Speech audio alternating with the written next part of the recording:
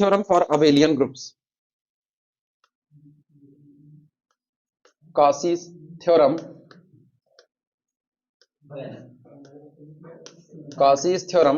for abelian group,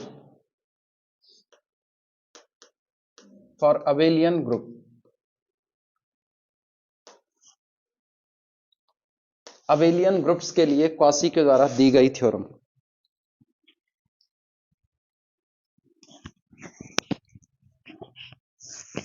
Cauchy ने कहा था कि अगर कैपिटल जी आपका कोई फाइनाइट ग्रुप है, कॉशी ने ये चीज मेंशन देखी ग्रुप के बारे में कि अगर आपका ग्रुप फाइनाइट ऑर्डर का है प्लस साथ ही साथ अबेलियन है और कोई एक प्राइम आपके दिए गए ग्रुप के ऑर्डर को डिवाइड कर रहा है, तो ऐसे केस में आपके ग्रुप के पास इस प्राइम ऑर्डर का एक एलिमेंट, कम से कम एक एलिमेंट जरूर एग्जिस्ट करेगा ही करेगा। वापस सुनना, if capital G be a group of order m, if capital G be a group of order m where m is finite and p be a prime such that p is the divisor of m, p कोई prime है जो m को divide करता है, then there must exist one element in capital G of order p। यहां पर हमारे group में एक एलिमेंट ऐसा जरूर एग्जिस्ट करेगा जिसका खुद का ऑर्डर इसी प्राइम p के बराबर होगा। क्लियर हुआ? लिखना इसी बात को। Let capital G be a finite abelian group, statement है इसका, let capital G be a finite abelian group, be a finite abelian group and let small p be a prime, and let small p be a prime that divides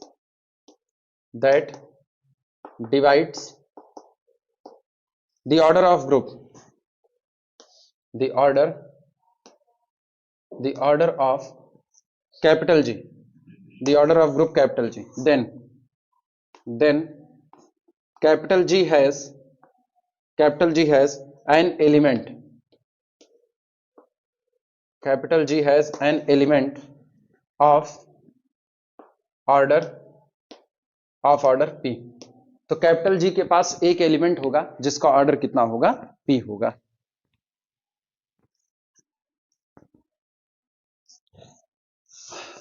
अच्छा सोच के बताओ, क्या capital G के पास, जैसे हम कहें P 2 से बड़ा है, P कौन है? 2 से बड़ा है, पहला प्राइम कौन है? 2 है।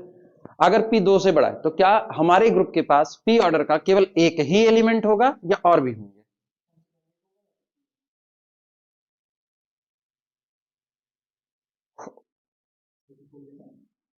सोच लो वापस, क्या उसके पास P ऑर्डर का एक ही एलिमेंट होगा या और भी हो सकते हैं? और भी हो सकते हैं या कंफर्मली होंगे ही होंगे? कंफर्मली होंगे इसकी गारंटी नहीं है।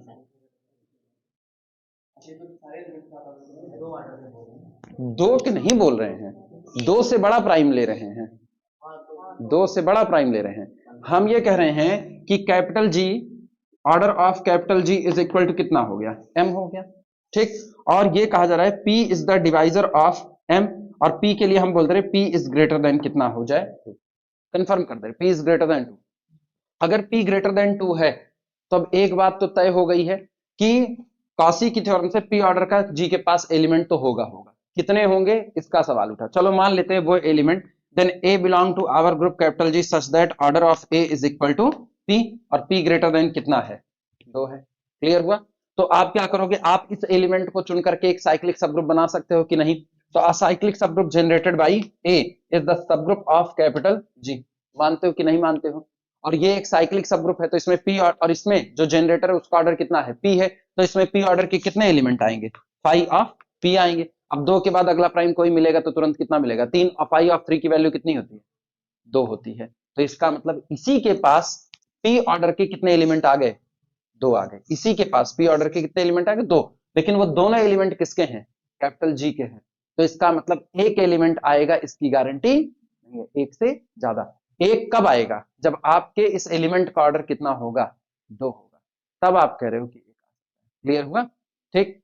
साइक्लिक सब ग्रुप में किसी पर्टिकुलर ऑर्डर के कितने एलिमेंट आ सकते हैं। अब सुनो, ये नहीं कि कैपिटल जी के पास दो ऑर्डर का एक ही एलिमेंट आएगा,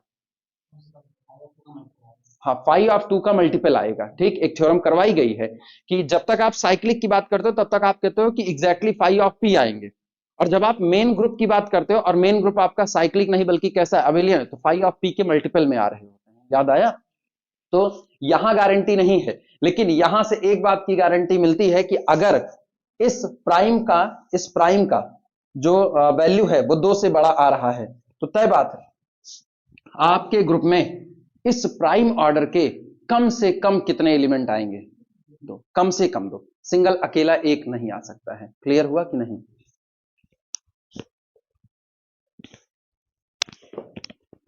प्रूफ नहीं दे रहे हैं, प्रूफ नहीं दे रहे हैं ना, प्रूफ किसी भी किताब में आराम से मिल जाएगा, तो केवल स्टेटमेंट ले रहे हैं, जहां जरूरत पड़ेगी स्टेटमेंट का इस्तेमाल करेंगे। प्रूफ में वही है कि सबसे पहले हम ग्रुप का ऑर्डर 2 मान लेते हैं कि माना ग्रुप का ऑर्डर 2 है, तो थ्योरम ऑलरेडी ट्रू हो जाएगी, क्योंकि जिस ग्रुप का ऑर्डर 2 होगा उसमें सोचो क्या हाल होगा, एक होगा आइडेंटिटी और एक वो एलिमेंट अगला वाला खुद होगा, साइक्लिक है तो अगला उसका जनरेटर खुद होगा जिसका ऑर्डर कितना है? 2 है।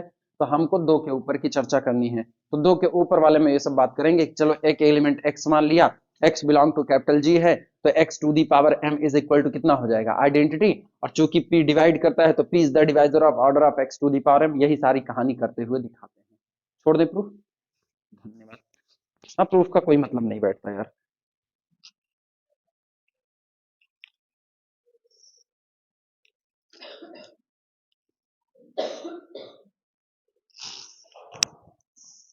एक्चुअली हम ज्यादा लेने के चक्कर में नहीं है, खुद का properties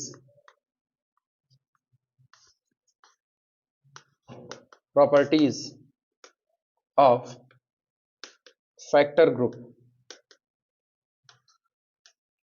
properties of factor group, factor group की प्रॉपर्टीज इसमें लिखना, any group capital G, any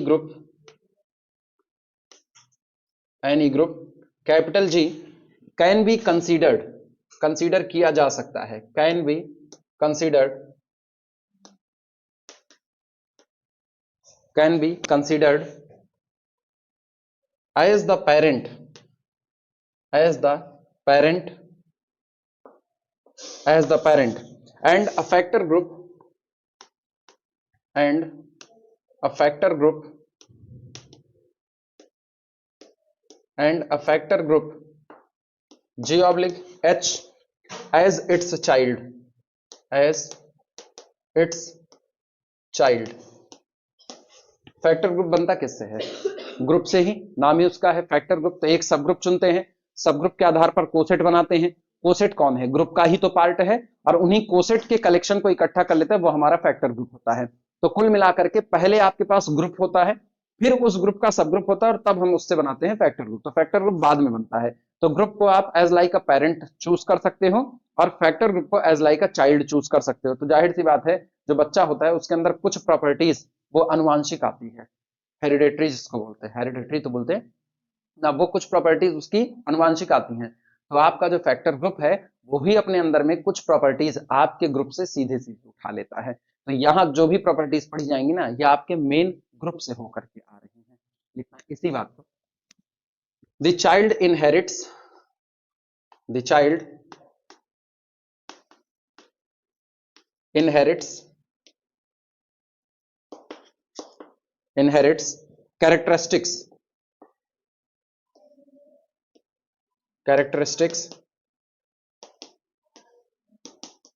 characteristics from the parents, from the parents, from the parents। ठीक, but not conversely, but not conversely, but not conversely। अपनी दुनिया में भी यही कहा जाता है ना, कहते हैं इसकी आंखें बिल्कुल अपने बाप पर गई हैं, इसकी नाक बिल्कुल अपनी मम्मी पर गई हुई है। उल्टा नहीं कहा जाता है कि इनकी मम्मी की आंख इन पर गई है, ऐसा नहीं बोलते हैं। तो ये कन्वर्सली होल्ड नहीं था, यानी फैक्टर ग्रुप के पास जो प्रॉपर्टीज होल्ड कर रही हैं वो आप मेन ग्रुप पे होल्ड कराने की गलती मत करना। मेन ग्रुप में कोई बात होल्ड कर रही है तो फैक्टर ग्रुप में वो बात होल्ड कर जाएगी। एग्जाम्पल के तौर पर अगर आपका मेन ग्रुप अबेलियन है, आपका फैक्टर ग्रुप कैसा बिहेव रखेगा? अबेलियन का। ठीक, फैक्टर ग्रुप अबेलियन का बिहेव रख रहा है तो मेन ग्रुप अबेलियन का बिहेव रखेगा, इसकी कोई गारंटी नहीं है। क्लियर हुआ? लिखना, थ्योरम लिखना। अब इसी में, इसी प्रॉपर्टी में ही थ्योरम आ रही है। थ्योरम लिखना, let capital N be a normal subgroup, let capital N be a normal subgroup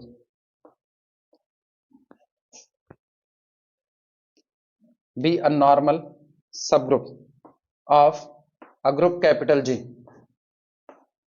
of a group capital G, then पहली बात, if capital G is abelian, if capital G is abelian, अगर हमारा main group कैसा हुआ? Abelian हुआ, then factor group G oblique N, ठीक, is also abelian, तो हमारा फैक्टर ग्रुप भी कैसा होगा? अबेलियन होगा, but not conversely, but not conversely,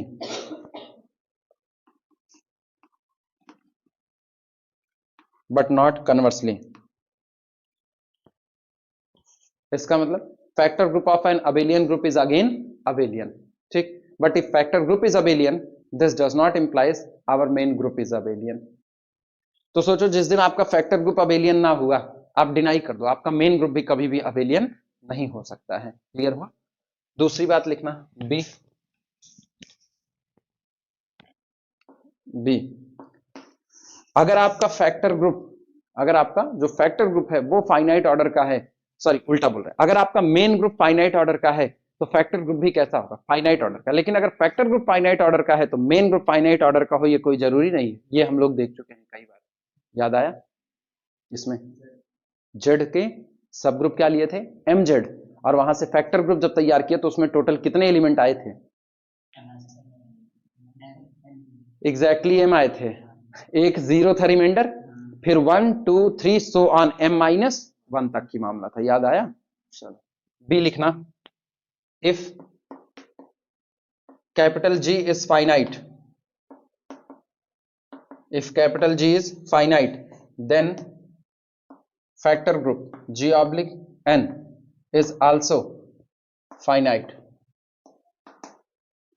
is also finite, but not conversely, but not conversely, but not conversely. C, if capital G is cyclic, if capital G is cyclic,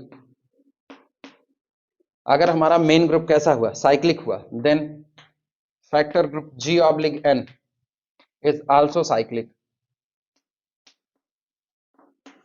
is also cyclic but not conversely, लेकिन उल्टा सही नहीं है, but not conversely, but not conversely, यानी factor group के cyclic होने से main group के साइक्लिक होने की कोई गारंटी नहीं है।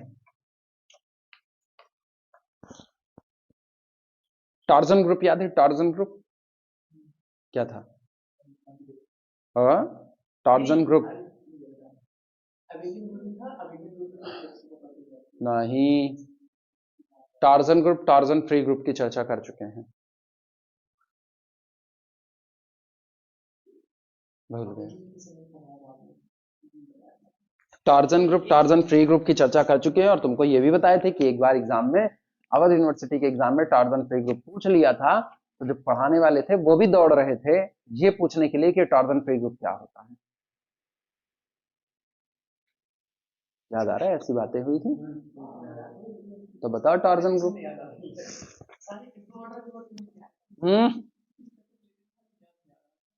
कुछ भी दौड़ जाओगे इधर उधर में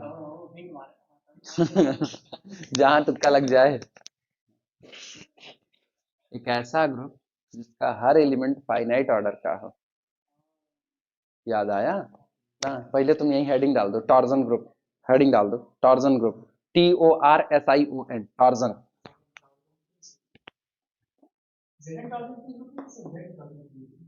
अभी अभी डिफिनेशन लिख दे रहे हैं, अपने आप क्लियर कर लो।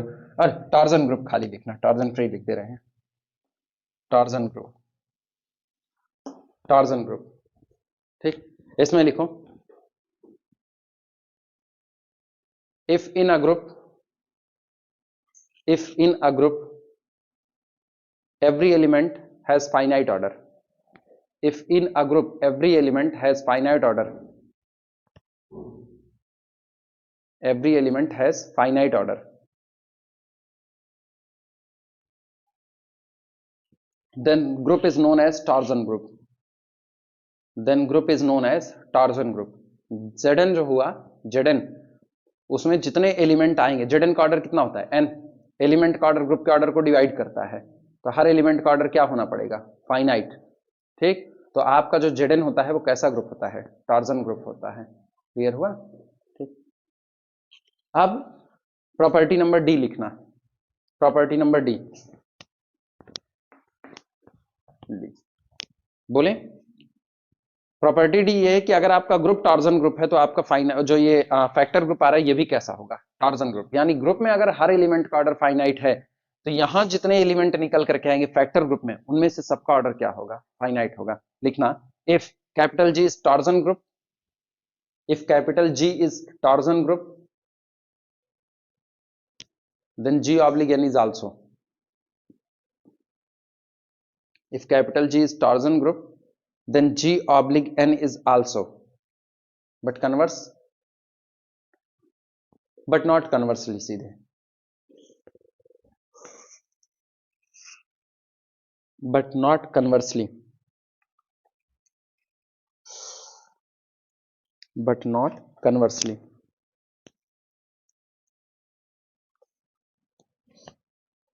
हो गया?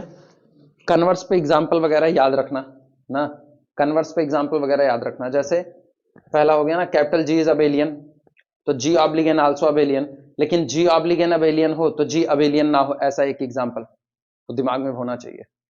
बोलो, जहां फैक्टर ग्रुप आपके अबेलियन आ रहे हो लेकिन आपका मेन ग्रुप अबेलियन ना आ रहा हो।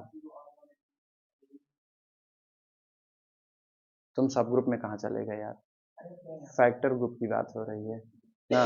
फैक्टर ग्रुप अबेलियन हो लेकिन आपका मेन ग्रुप अबेलियन ना हो।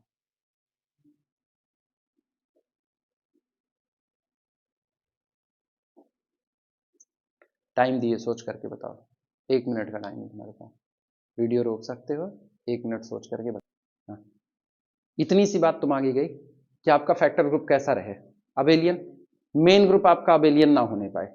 अगर मेरा फैक्टर ग्रुप ही प्राइम ऑर्डर का बन जाए तो अबेलियन है कि नहीं है? फैक्टर ग्रुप का ऑर्डर निकालना तुमको पता है, हाँ या ना? तुम ये जानते हो कि फैक्टर ग्रुप का ऑर्डर ही इंडेक्स कहलाता है, और ये होता है order of group capital ji divided by order of सब ग्रुप एच, हाँ या ना? अगर ये मेरा किसी तरीके से प्राइम बन जाए, ये क्या बन जाए, प्राइम, तो मेरा factor group G oblique H क्या हो जाएगा, अबेलियन हो जाएगा कि नहीं?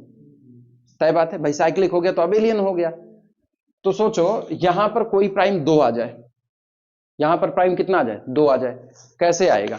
ऊपर बैठाओ 6, नीचे बैठाओ 3, ऊपर बैठाओ 6, नीचे बैठाओ 3, और 6 ऑर्डर का एक ग्रुप जो कि नॉन अबेलियन है वो S3 है कि नहीं? फैक्टोरियल 3 एलिमेंट आएंगे, तो इसका मतलब यहां आप बैठा दो कितना, S3, और S3 का सब ग्रुप कौन, A3 यार, S3 का सब ग्रुप कौन, A3, तो यहां कौन आया, A3, A3 का ऑर्डर कितना होता है, 3, क्योंकि आधे इसमें चले आएंगे इवन वाले, तो इसका मतलब ये हुआ कि this is equal to 6, this is equal to 3, और ये कितना आया, 2 आया। तो तय बात है कि S3 ऑब्लिक A3 ये आपका क्या हो जाएगा, अबेलियन। लेकिन क्या आपका S3 अबेलियन है, नहीं है, हुआ ना? लिखना उसी में आगे बोल दे रहे हैं, प्रूफ नहीं दे रहे हैं ना। For converse part of A, for converse part of A, for converse part of A, उसी के नीचे लिखना जहां पर सब खत्म हुआ है। फॉर कन्वर्स पार्ट ऑफ ए,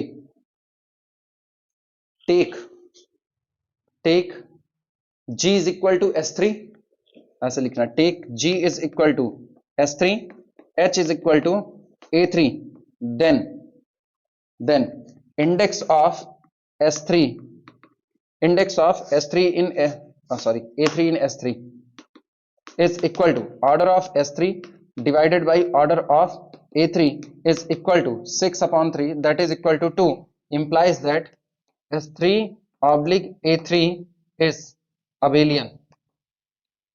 दो ऑर्डर का ग्रुप हमेशा कैसा होता है? Abelian, but not S3.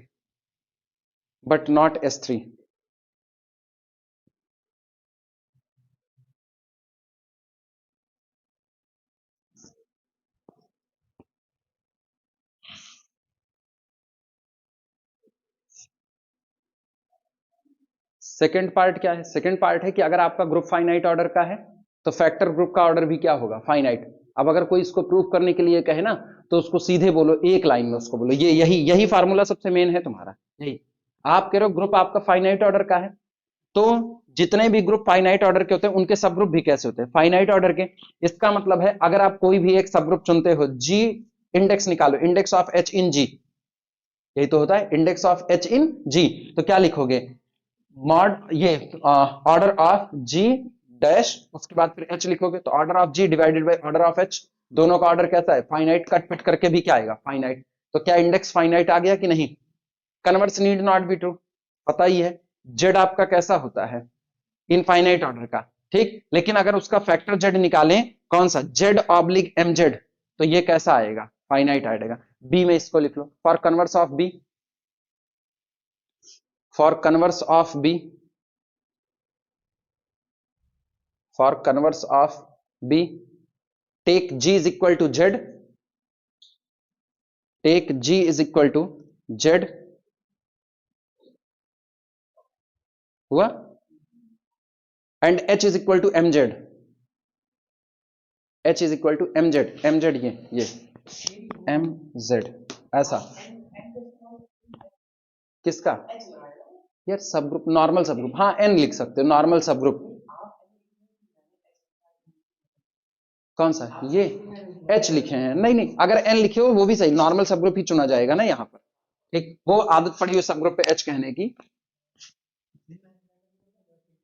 नहीं, सही है. नॉर्मल सब ग्रुप का रिप्रेजेंटेशन एन से दिया जाता है, एन फॉर नॉर्मल. ये हो गया, बी हो गया, सी पर आना.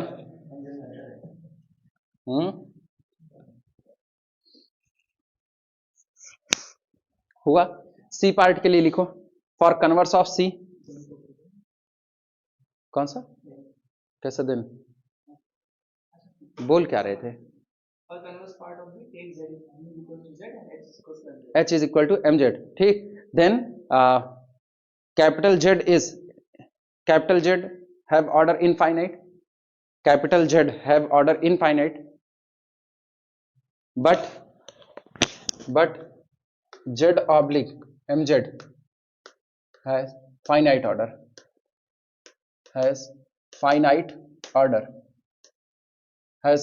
order, ये लिख लो. हो गया. लिखना for converse part of C, for converse part of C. अभी हुआ है, अभी फैक्टर ग्रुप का ऑर्डर 2 होगा, प्राइम ऑर्डर का ग्रुप हमेशा क्या होता है? साइक्लिक. उसी को रिपीट कर दो, for converse part of C, ठीक. Take G is equal to S3 और N is equal to A3, then order of S3 oblique A3 is equal to 2, implies that S3 oblique A3 is cyclic,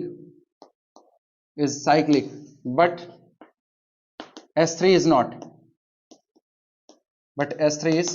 लेकिन S3 आपका cyclic नहीं है. हो गए.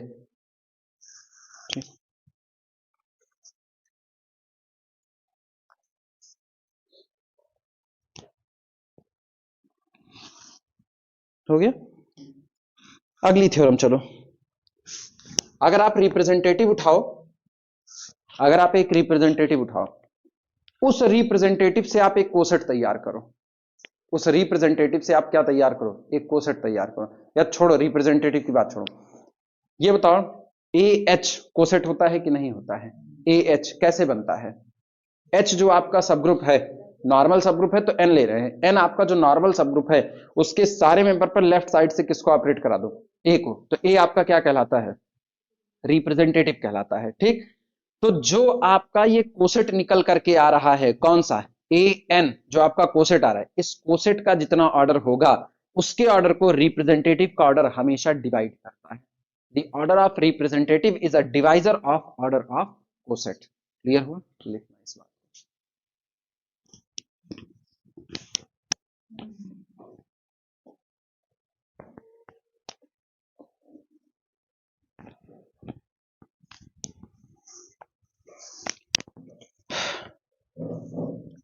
Theorem, theorem, let n be a normal subgroup, let capital N be a normal subgroup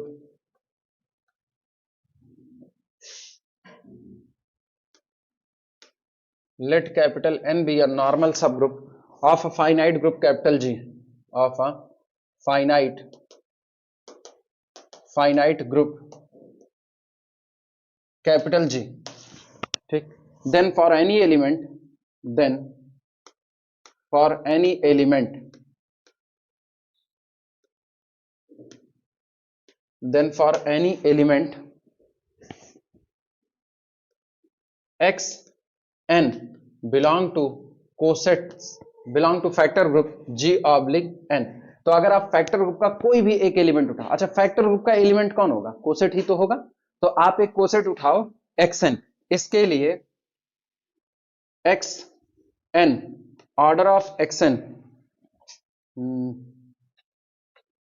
वो किताब में मेरे ख्याल से ना हम स्टेटमेंट उल्टा बोले हैं ना, स्टेटमेंट उल्टा बोले हैं, मुझको ये बोलना चाहिए था कि जो कोसेट होता है उसका ऑर्डर एलिमेंट के ऑर्डर को डिवाइड करता है। किताब है यहाँ पढ़ी हुई, हाँ अभी मेरे दिमाग में बैठ रही है, उल्टा बोल गए। Divides order of x, divides order of x. ठीक, कोसेट का ऑर्डर रिप्रेजेंटेटिव के ऑर्डर को डिवाइड करता है, कोसेट का ऑर्डर रिप्रेजेंटेटिव के ऑर्डर को डिवाइड करता है। 3 लाइन में इसका प्रूफ निपटा दो, यहीं पर प्रूफ लिखना। आप मान लो रिप्रेजेंटेटिव का ऑर्डर, लेट माना order of x is equal to n. अगर x का ऑर्डर कितना है, n है, तो एक बात तो तय है कि this implies that x to the power n कितना आएगा, आइडेंटिटी आएगा। अच्छा, सिंस चूंकि आइडेंटिटी बिलोंग करता है हमारे नॉर्मल सब ग्रुप किससे, n से, सो इसलिए x to the power n into n करोगे तो ये आपका वापस क्या n चला आएगा कि नहीं आएगा, क्योंकि हम जानते हैं अगर जो रिप्रेजेंटेटिव आपने उठाया है वो रिप्रेजेंटेटिव आपके सब ग्रुप में ही मौजूद है, तो सब ग्रुप पर लेफ्ट साइड से रिप्रेजेंटेटिव को ऑपरेट करा के बनाया हुआ कोसेट कुछ और नहीं, वो सब ग्रुप खुद आएगा। तो मैंने x नहीं ऑपरेट कराया, मैंने ऑपरेट कराया है x की पावर n, जो कि कौन है, आइडेंटिटी, और हर सब ग्रुप के पास आइडेंटिटी तो होगा ही होगा। क्लियर हुआ? इसका मतलब ये हुआ x to the power n is equal to n। This implies that इसको और कुछ लिख सकते हो, इसको लिख सकते हो x n whole power n is equal to n। सही या गलत? हाँ या ना? लिख सकते हो। n की पावर n नहीं हुआ, भूल गए ना नियम, AH VH is equal to ABH। याद आया? तो मैंने xn को कितनी बार रिपीट कर दिया होगा, n टाइम्स, तो हुआ होगा x to the power n operated on n from left side. याद आया कि नहीं आया? इसका मतलब ये हुआ हेंस, इसलिए हेंस। अच्छा, अब तुम ये सोचो, ये एक एलिमेंट है, ये एक एलिमेंट है, और किसी element to the power something चढ़ने पर आइडेंटिटी आ गया। कुछ याद आ रहा है ग्रुप थ्योरी में जब हम कहते थे कि let small a belong to the element of group capital G and a to the power m is equal to identity, तो this implies that the order of element a is the divisor of m। क्यों? क्योंकि ये जब तक least non negative नहीं होगा, जब तक ये लीस्ट, तब तक ये ऑर्डर नहीं बन सकता है। तो order of A is the divisor of कितना हो जाता था, m। तो ये बताओ, एक एलिमेंट है xn और उस एलिमेंट की पावर n होने पर क्या आपको आइडेंटिटी मिल रहा है? फैक्टर ग्रुप में यही आइडेंटिटी है, हाँ या ना? तो क्या यही थ्योरम एप्लीकेबल होगी कि नहीं होगी? तो this implies that the order of xn, ठीक, is the divisor of n। Clear हुआ? ठीक, चाहे तो लिख देना, since for a belong to capital G and a to the power m is equal to identity implies that order of a is the divisor of m। यही logic लिख देना वहां पर। क्लियर हुआ? तो इसका मतलब क्या हुआ? This implies that order of coset xn divides order of representative x। Proof हो गया, ये रिप्रेजेंटेटिव के ऑर्डर को डिवाइड करता है। Theorem, if capital N is a normal subgroup, if capital N is a normal subgroup,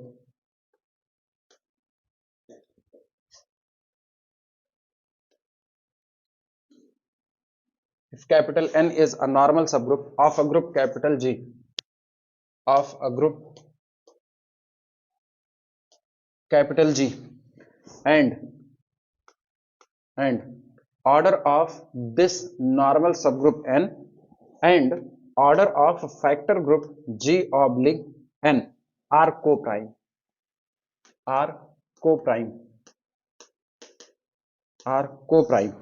ठीक, पहली बात, कैपिटल एन दिए गए ग्रुप कैपिटल जी का कोई नॉर्मल सब ग्रुप हो। दूसरी बात, इस चुने गए सब ग्रुप का ऑर्डर और इसके द्वारा तैयार हुए फैक्टर सब ग्रुप का ऑर्डर आपस में कैसे हैं? को प्राइम हो, यानी दोनों का जीसीडी कितना आए? 1 आए। ठीक, आर को प्राइम, देन तब ऐसे मामलों में for any small x belong to group capital G, तब हमारे ग्रुप में बिलोंग करने वाले किसी भी एलिमेंट के लिए for any small x belong to group capital G, the x to the power order of subgroup N is equal to identity implies that x belong to normal subgroup।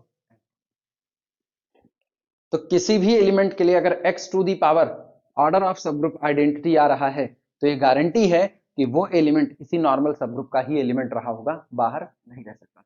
Means आप अपने normal subgroup और अपने द्वारा तैयार किए गए Spectre group के order के बीच में अगर एक रिलेशन पाते हो कि इनके रिलेशन आपस में कैसे हैं, को प्राइम है, तो आपके ग्रुप में क्या हुआ? ये आज बंद नहीं है क्या?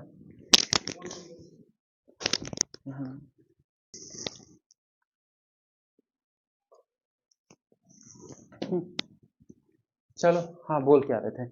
ये कि आपके ग्रुप में जितने एलिमेंट आपको ऐसे मिले कि उन एलिमेंट की पावर सब ग्रुप का ऑर्डर चढ़ाने पर आपको आइडेंटिटी मिल रहा है। आमतौर पर ऐसा सबके साथ नहीं होता है। ठीक, एलिमेंट की पावर ऑर्डर ऑफ नॉर्मल सब ग्रुप चढ़ाने पर आपको आइडेंटिटी मिल रहा है, तो आपको कोई और टेस्ट करने की जरूरत नहीं है। ये एलिमेंट कहीं और का नहीं, ये एलिमेंट आपके चुने गए नॉर्मल सब ग्रुप का ही एलिमेंट रहा होगा। क्लियर है? लिखना प्रूफ।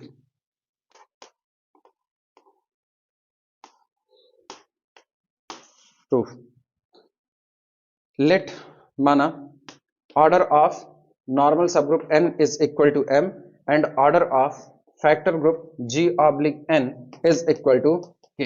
हम ये मान लेते हैं, माना सबग्रुप का ऑर्डर कितना है? m है, और हमारे फैक्टर ग्रुप का ऑर्डर कितना है? k है, यानी इंडेक्स आपका k आ रहा है, और ये दोनों आपस में कैसे हैं? को प्राइम है। ठीक, देन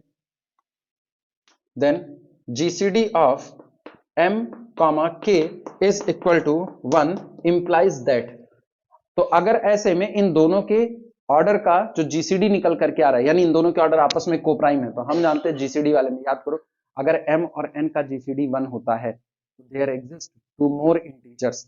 याद आ रहा है? ठीक, यहाँ p और q दो और इंटीजर एग्जिस्ट करेंगे, mp plus nq is equal to GCD 1 होता है। क्लियर हुआ? लिखना इसी बात को, this implies that there exist u, v belong to integers set z such that mu plus kv is equal to कितना हो जाएगा? 1 हो जाएगा। ठीक, अब आप अपने ग्रुप का कोई एक एलिमेंट चुनो। Now for x belong to group capital G, अब हमारे ग्रुप से बिलोंग करने वाले किसी मेंबर x के लिए, now x belong to group capital G, चलो इस एलिमेंट के इस्तेमाल से तैयार करो एक फैक्टर ग्रुप xn लिखना for x belong to capital G xn is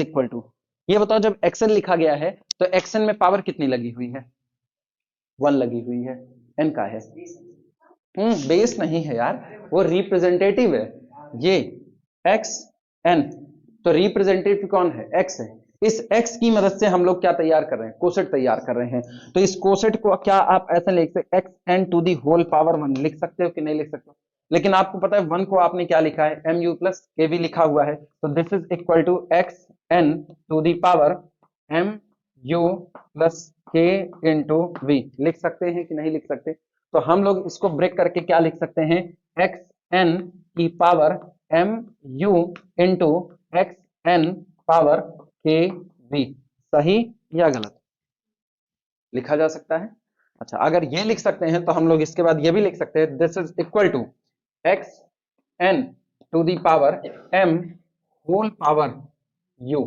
सही या गलत इनटू इसी तरीके से x n to the power k को अंदर लो और whole to the power v लिख सकते हैं कि नहीं लिख सकते लिखा जा सकता है और सोचो अभी अभी इसका रूल बता चुके हैं इसको अब क्या लिख सकते हो इसको लिख सकते हो this is equal to x to the power m n whole to the power कितना u सहमत हो कि नहीं और इसको क्या लिख सकते हैं इसको लिख सकते हैं x to the power k और n whole to the power कितना v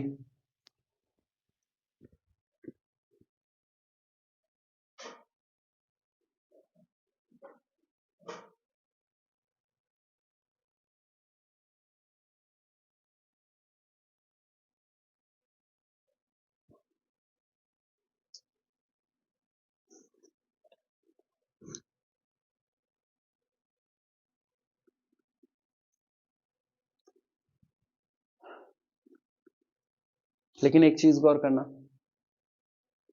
कुछ बोले सुनो एक्सन कौन है एक्सन कोसेट है कोसेट किसका मेंबर होता है फैक्टर ग्रुप का मेंबर होता है किसका मेंबर होता है फैक्टर ग्रुप का ठीक तो जो एक्सन है हम ये वाली लाइन ना भी लिखे तब भी देखना जो एक्सन है वो एक कोसेट है और कोसेट के ऊपर पावर किसकी लगी है फैक्टर ग्रुप की पावर लगी है तो क्या ये आइडेंटिटी बन जाएगा कि नहीं बन जाएगा अगर ये आइडेंटिटी बन जाएगा तो यहां पर केवल n बचेगा और बनेगा n to the power v सहमत हो कि नहीं सहमत हो तो हम इसको यहां पर लिख दे रहे हैं एक लाइन में this is equal to x to the power m n whole to the power u n to the power कितना v यहां पर रीजन बता रहे हैं सिंस क्योंकि x n belong to factor group g oblique n and order of g oblique n is equal to k so इसलिए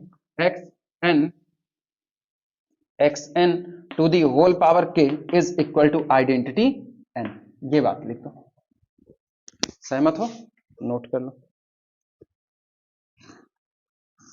normal सब group का ऑर्डर माने हो ठीक अब इस शर्त को अप्लाई कर रहे हैं ये कह रहे हैं कि अगर किसी एलिमेंट के लिए ये घटना घटी सबके लिए नहीं है for any X belong to G हमारे ग्रुप में मौजूद किसी भी एलिमेंट के लिए जिस दिन एलिमेंट की पावर ऑर्डर ऑफ नॉर्मल सब ग्रुप आइडेंटिटी बन रहा होगा उस दिन ये एलिमेंट तुरंत भाग करके किस में बैठ जाएगा नॉर्मल सब ग्रुप का एलिमेंट हो जाएगा क्लियर हुआ अब हम यहां तक पहुंच चुके हैं यहां गौर करो एलिमेंट की पावर ऑर्डर ऑफ नॉर्मल सब ग्रुप ही लगा हुआ है यही लगा है अब हम इसी पर ये शर्त ठोक रहे हैं इफ यदि ऐसा हुआ if x to the power m that is equal to x to the power order of n is equal to identity then अगर ये आइडेंटिटी बन जाता है तो होगा क्या तो होगा ये कि गौर करो आपने शुरू कहां से किया आपने xn से शुरू किया है then xn coset xn is equal to ये कितना होगा भैया x to the power m is equal to identity और आइडेंटिटी मेंबर किसका है नॉर्मल सब ग्रुप का तो हम लिख रहे हैं e n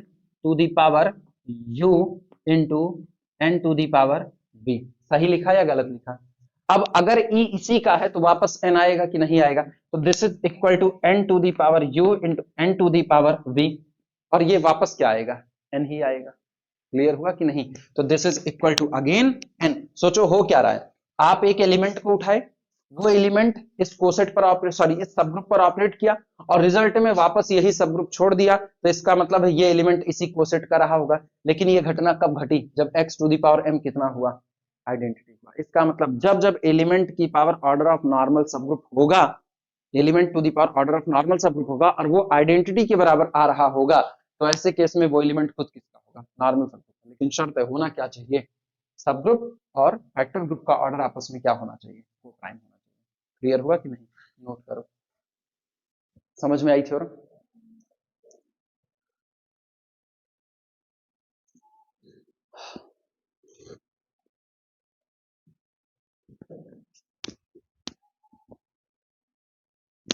फाइनल टच देना।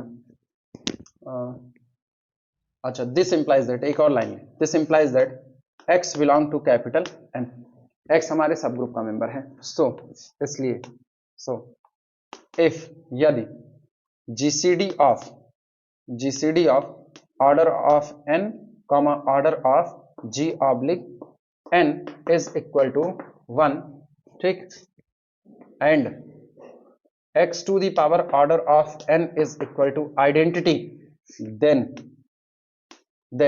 this x is the member of capital N, where, यहां पर बता देते हैं, where n is normal subgroup of capital G, जहां पर n नॉर्मल सबग्रुप है किसका, कैपिटल जी का। बस यही थ्योरम बन चुकी है।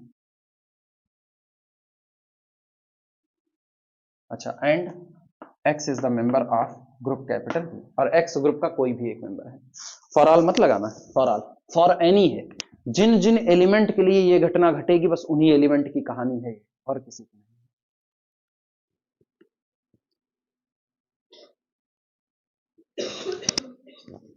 n is a normal subgroup if capital N is a normal subgroup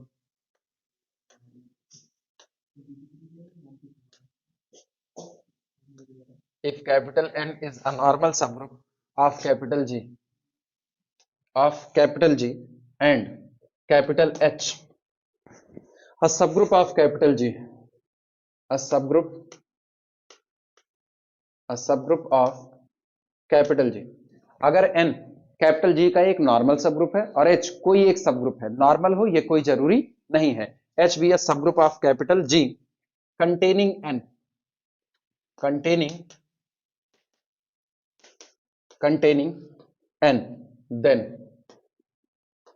then ठीक, n दिए गए ग्रुप के पास दो सबग्रुप हैं, लेकिन किस बिहेवियर में है, पहला वाला जो सबग्रुप है वो दिए गए ग्रुप का एक नॉर्मल सबग्रुप है, और जो दूसरा वाला सबग्रुप है वो इस नॉर्मल सबग्रुप को अपने अंदर में कंटेंट किए हुए है, मींस n इज also a subgroup of capital H। तो ऐसे केस में जो आपका फैक्टर ग्रुप बनेगा G oblique H, sorry H oblique N बनाना है, then factor group H oblique N, क्यों, N सबग्रुप है किसका, H का, तो ये जो फैक्टर ग्रुप बन रहा है ये फैक्टर ग्रुप एक सबग्रुप होगा, is a subgroup of factor group G oblique N। वो G ऑब्लिक N के लिए किसका काम करेगा, सबग्रुप का काम करेगा। नहीं समझ पाए, सबग्रुप किसके दम, सॉरी फैक्टर ग्रुप किसके दम पे बनता है, फैक्टर ग्रुप किसके दम पे बनता है, नॉर्मल सबग्रुप के दम पे बनता है। ठीक, आपके पास एक नॉर्मल सबग्रुप है, आप उस नॉर्मल सबग्रुप की मदद से अपने दिए गए ग्रुप का फैक्टर करो, फैक्टर का मतलब आप इसके कोसेट तैयार करो, उन सारे कोसेट का कलेक्शन ही क्या कहलाएगा, फैक्टर ग्रुप कहलाएगा। तो अब आपको इस फैक्टर ग्रुप का सब ग्रुप बनाना है, तो फैक्टर ग्रुप के सब ग्रुप का मतलब है इसका एक हिस्सा जो खुद क्या बना रहा हो, ग्रुप बना रहा हो, इसका एक हिस्सा जो खुद क्या बना रहा हो, ग्रुप बना रहा हो, तो वो ग्रुप भी किसका होगा, कोसेट्स का ही होगा। लेकिन अब आप उसको कैसे जनरेट करोगे, तो उसकी बात ये करें कि अगर n आपका नॉर्मल सब ग्रुप है तो आप एक और सब ग्रुप ऐसा लेकर के आओ कि n उसका सबसेट हो जाए, n एक आपको सब ग्रुप निकालना है, वो सब ग्रुप खुद नॉर्मल हो इन G, इससे कोई फर्क लेना देना नहीं है, वो सब ग्रुप आपका किसमें नॉर्मल हो, सॉरी ये सब ग्रुप जो आप H चुन करके ला रहे हो ये ऐसा होना चाहिए कि n is the subgroup of capital H होना चाहिए। तो अगर ऐसा हुआ तो सोचो H किसका रोल प्ले करेगा, मेन ग्रुप का, n किसका रोल प्ले करेगा, सब ग्रुप का। तो अब आपका बनेगा H ऑब्लिक N, और ये जो आपका फैक्टर ग्रुप बनेगा ये आपके पहले बने हुए फैक्टर ग्रुप का हमेशा किसका काम करेगा, सब ग्रुप का काम करेगा। समझ में आई बात, H के अंदर में N है, रुको ग्राफ बना दे रहे हैं, सुनो।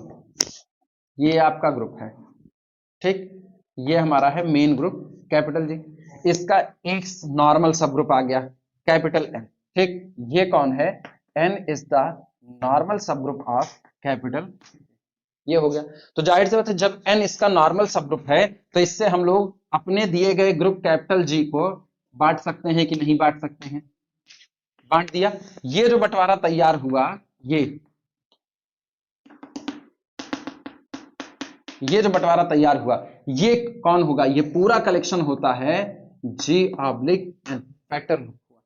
मैंने क्या किया, कोसेट तैयार किया, two different coset either totally, two cosets are either disjoint और टोटली आइडेंटिकल, यही तो बात हुई थी, या तो वो टोटली डिसजॉइंट होंगे और या तो वो आइडेंटिकल होंगे। मैंने सबका बंटवारा कर दिया, ठीक, तो ये आपका पहला कोसेट, ये आपका पहला कोसेट, ये दूसरा, ये तीसरा, चौथा, पांचवा, छठवां, सातवां, 7 कोसेट मान लो तैयार हुए। तो मेरा फैक्टर ग्रुप क्या बना, जी ऑब्लिक एन बन गया फैक्टर ग्रुप। अब हम कह के आ रहे हैं कि आप एक और सब ग्रुप कैपिटल जी का पा जाओ, हमको उसका एक सब ग्रुप क्रिएट करना है कि इसका सब ग्रुप कौन होगा। तो जवाब ये है कि आप कैपिटल जी का एक सब ग्रुप निकालो। सवाल ये होगा क्या वो सब ग्रुप नॉर्मल होना चाहिए, जवाब है नहीं, वो सब ग्रुप आपका कैसा भी हो लेकिन एक शर्त के साथ हो कि वो सब ग्रुप अपने अंदर में किसको कंटेंट करना चाहिए, एन को। ये हो गया एच। नाउ एन इज सब ग्रुप ऑफ एच, सहमत हो कि नहीं। अब जब ये हुआ तो ये कह रहे हैं कि अब आप एच का बंटवारा करो, किसका बंटवारा करो, एच का बंटवारा करो, किसके दम पे करोगे, एन के दम पे। तो आप तैयार करो एच ऑब्लिक एन तैयार करो, हाँ या ना। तो गौर करो जब आप एच ऑब्लिक एन तैयार कर रहे हो तो आप एच का बंटवारा कर रहे हो, लेकिन एच का बंटवारा भी आप कैसे कर रहे हो, कोसेट बनाते हुए कर रहे हो। तो यहां जो कोसेट बनेंगे ना, वो कोसेट कहीं अलग से नहीं आएंगे, वो इसी के मेंबर, वो कोसेट इसी के मेंबर, और तब H oblique N is the subgroup of G oblique, ये बन जाएगा। अब आई बात समझ में, यही थ्योरम है। तो फिगर उगर बनाना चाहते हो तो बना सकते हो, तुम्हारी मर्जी।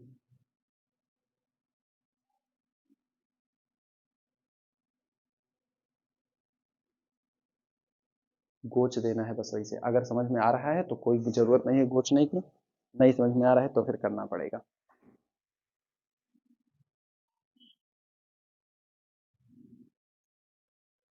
ऑप्शनल क्वेश्चन जिस दिन बनते हैं ना, उस दिन ऐसे दे देगा इनमें से कौन होगा जो जी ऑब्लिक एन के लिए सब ग्रुप का काम करेगा। तो आपको केवल एक बात पहचाननी है, एच और एन के बीच में रिलेशनशिप, कि N is the subset of क्या होना चाहिए, एच। जिनमें जिनमें N is the subset of H होना चाहिए वहां वहां तो बात ठीक है, अदरवाइज बात गड़बड़ हो जाएगी। एग्जाम्पल के तौर पर ना, जैसे आपको ग्रुप दे दिया जाए capital G, capital G is equal to आपको दे दे जेड दे दे, ये दे दिया आपको, ठीक। अब इसका ऑब्वियस सी बात है किसी दिए गए अबेलियन ग्रुप के जितने सब ग्रुप होते हैं सारे उसके नॉर्मल सब ग्रुप होते हैं, तय बात है। तो इसका कोई भी एक सब ग्रुप उठा लो, कोई भी एक उठा लो, लो n इज इक्वल टू मैंने ले लिया 6z, सहमत हो कि नहीं सहमत हो, ठीक, n is equal to 6z ले लिया। अब ये कह रहे हैं कि नीचे जो बातें लिखी जा रही हैं, विच ऑफ द फॉलोइंग, पहला ऑप्शन दे दिया, पहले ऑप्शन में तुमको दे रहा है हाँ 3z oblique 6z, 3z oblique 6z is a subgroup, is a subgroup of z oblique 6z।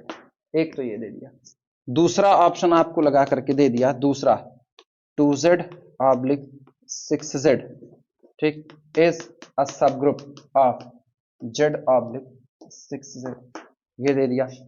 Third आपको दे दे रहा है, third 6z oblique 6z is a subgroup of z oblique 6z, ठीक। और चौथा आपको दे दे रहा है, चौथा 4z oblique 6z is a subgroup of z oblique 6z, ये दे दिया। अब आपको ऑप्शन पहचानना है। तो इसके सवाल ऐसे बन सकते हैं, मतलब बनते तो और भी ज्यादा इधर उधर हैं, खचपच खचपच वाले, सबसे आसान वाला बता रहे हैं, किस पे टिक मारोगे।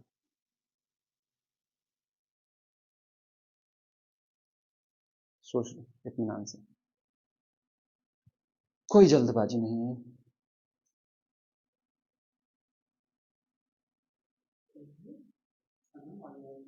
काहे के लिए ठंडी लग गई? देखे बोला वो ना, तुम लोगों में चौथा छोड़ करके तीनों है। जो आपका ये वाला सब ग्रुप है ये एच का रोल प्ले कर रहा है। ऐसा होना चाहिए कि उसमें ये वाला कंटेंट होना चाहिए। अब मुझको पता है कंटेंट कब होगा। 3 इज द डिवाइजर ऑफ 6, तो कंटेंट हो गया। 2 is the divisor of 6, 6 is also the divisor of 6, तो ये तीन के तीनों हो गए। ठीक, H is the superset of N, यानी H is the sorry N is the subgroup of H। यहाँ ये बात होल्ड कर रही है, तो ये उसका सब ग्रुप होगा, ये उसका होगा, ये उसका होगा। ये 4 is not the divisor of 6, तो यहाँ पर जो आपका 6Z है वो 4Z में कंटेंड नहीं हो रहा है। क्लियर हुआ? अब और ज्यादा इधर उधर करना होगा ना, तो वो नॉर्मल सब ग्रुप को इंटरसेक्शन के फॉर्म में चुनेगा। 6Z इंटरसेक्शन 18Z, हिलाना ही तो है उसको थोड़ा सा आपके दिमाग को। तो 6Z इंटरसेक्शन 18Z एक्चुअल में कौन है? 18Z क्षेत्रिक 18, जो 18Z है उसको 18 को 6 काट रहा है, तो 18Z कौन हुआ? सब ग्रुप हुआ किसका? 6Z का। ठीक, तो जब दोनों का इंटरसेक्शन लोगे तो ये छोटा वाला 18Z चढ़ेगा कि नहीं चढ़ेगा? तो नीचे कौन बैठा है? नीचे अगर उसने लिखा है 6Z इंटरसेक्शन 18Z, तो वास्तविकता में नीचे बैठा है 18Z। और क्या फिर 3 छक 18 काटा कि नहीं काटा?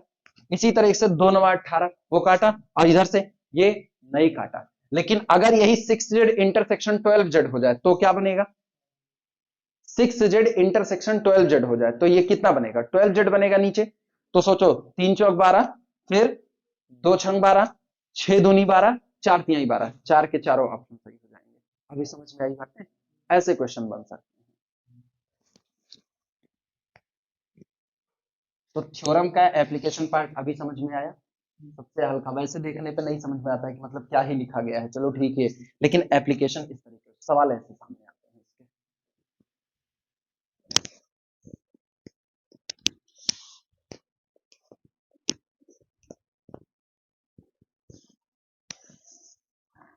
इसी समय एक सवाल ऐसे ही बना करके लिखा दें क्या इसका? याद रहे तो ठीक, नहीं तो लिखा दें अभी। Problem,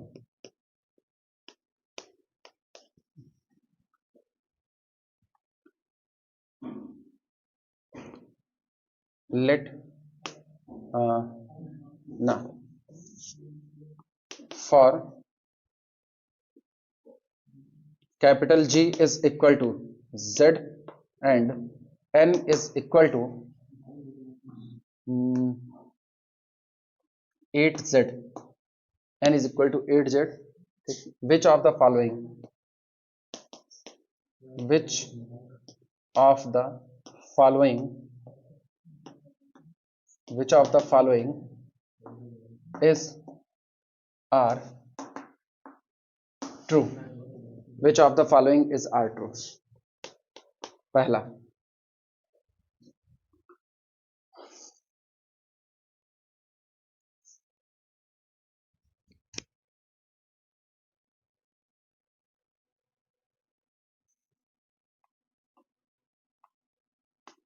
three Z oblique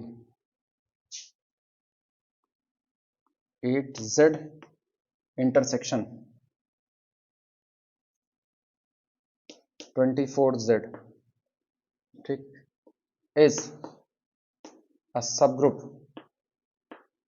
is a subgroup of Z oblique 8Z।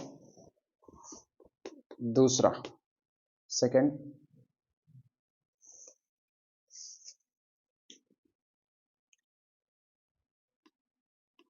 4Z oblique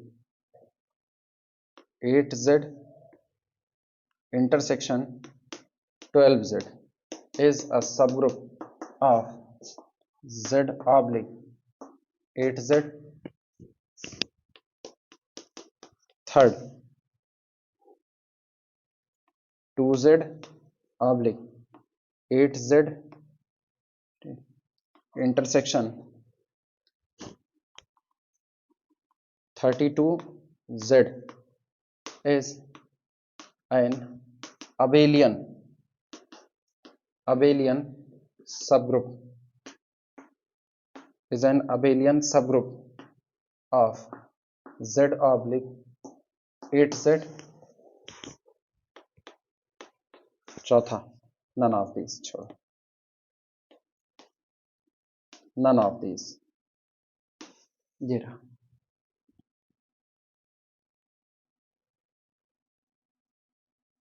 टिक कर लो.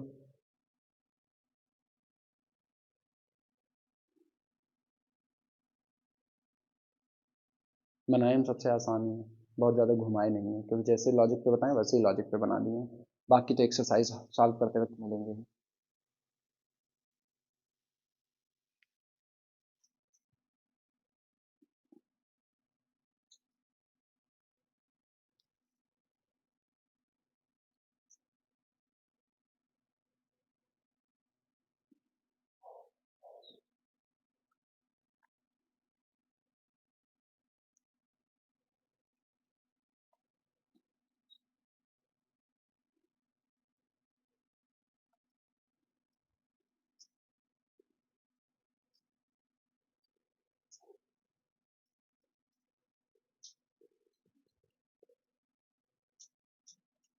ठीक हुआ? ये 1 2 3 पक्की बात.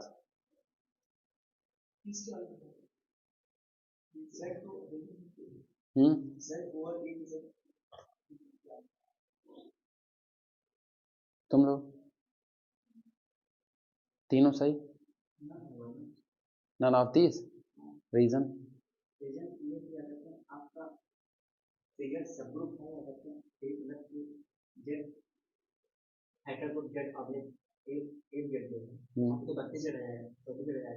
कहाँ पर? 8Z intersection 24Z. ठीक, कितना? 24Z. यही खेल है, समझे? यहां पर गेम यहां जा रहा है. जो आपका है, क्या आपको H जो आपका है वो कैसा होना चाहिए? H is the superset of कितना होना चाहिए? N. एक कहानी खाली तुमको देखनी है. H is the superset of N होना चाहिए. ये तो कहीं हुआ ही नहीं. H कौन है मेरे लिए? H कौन है? 3Z. नीचे N ही रहना चाहिए.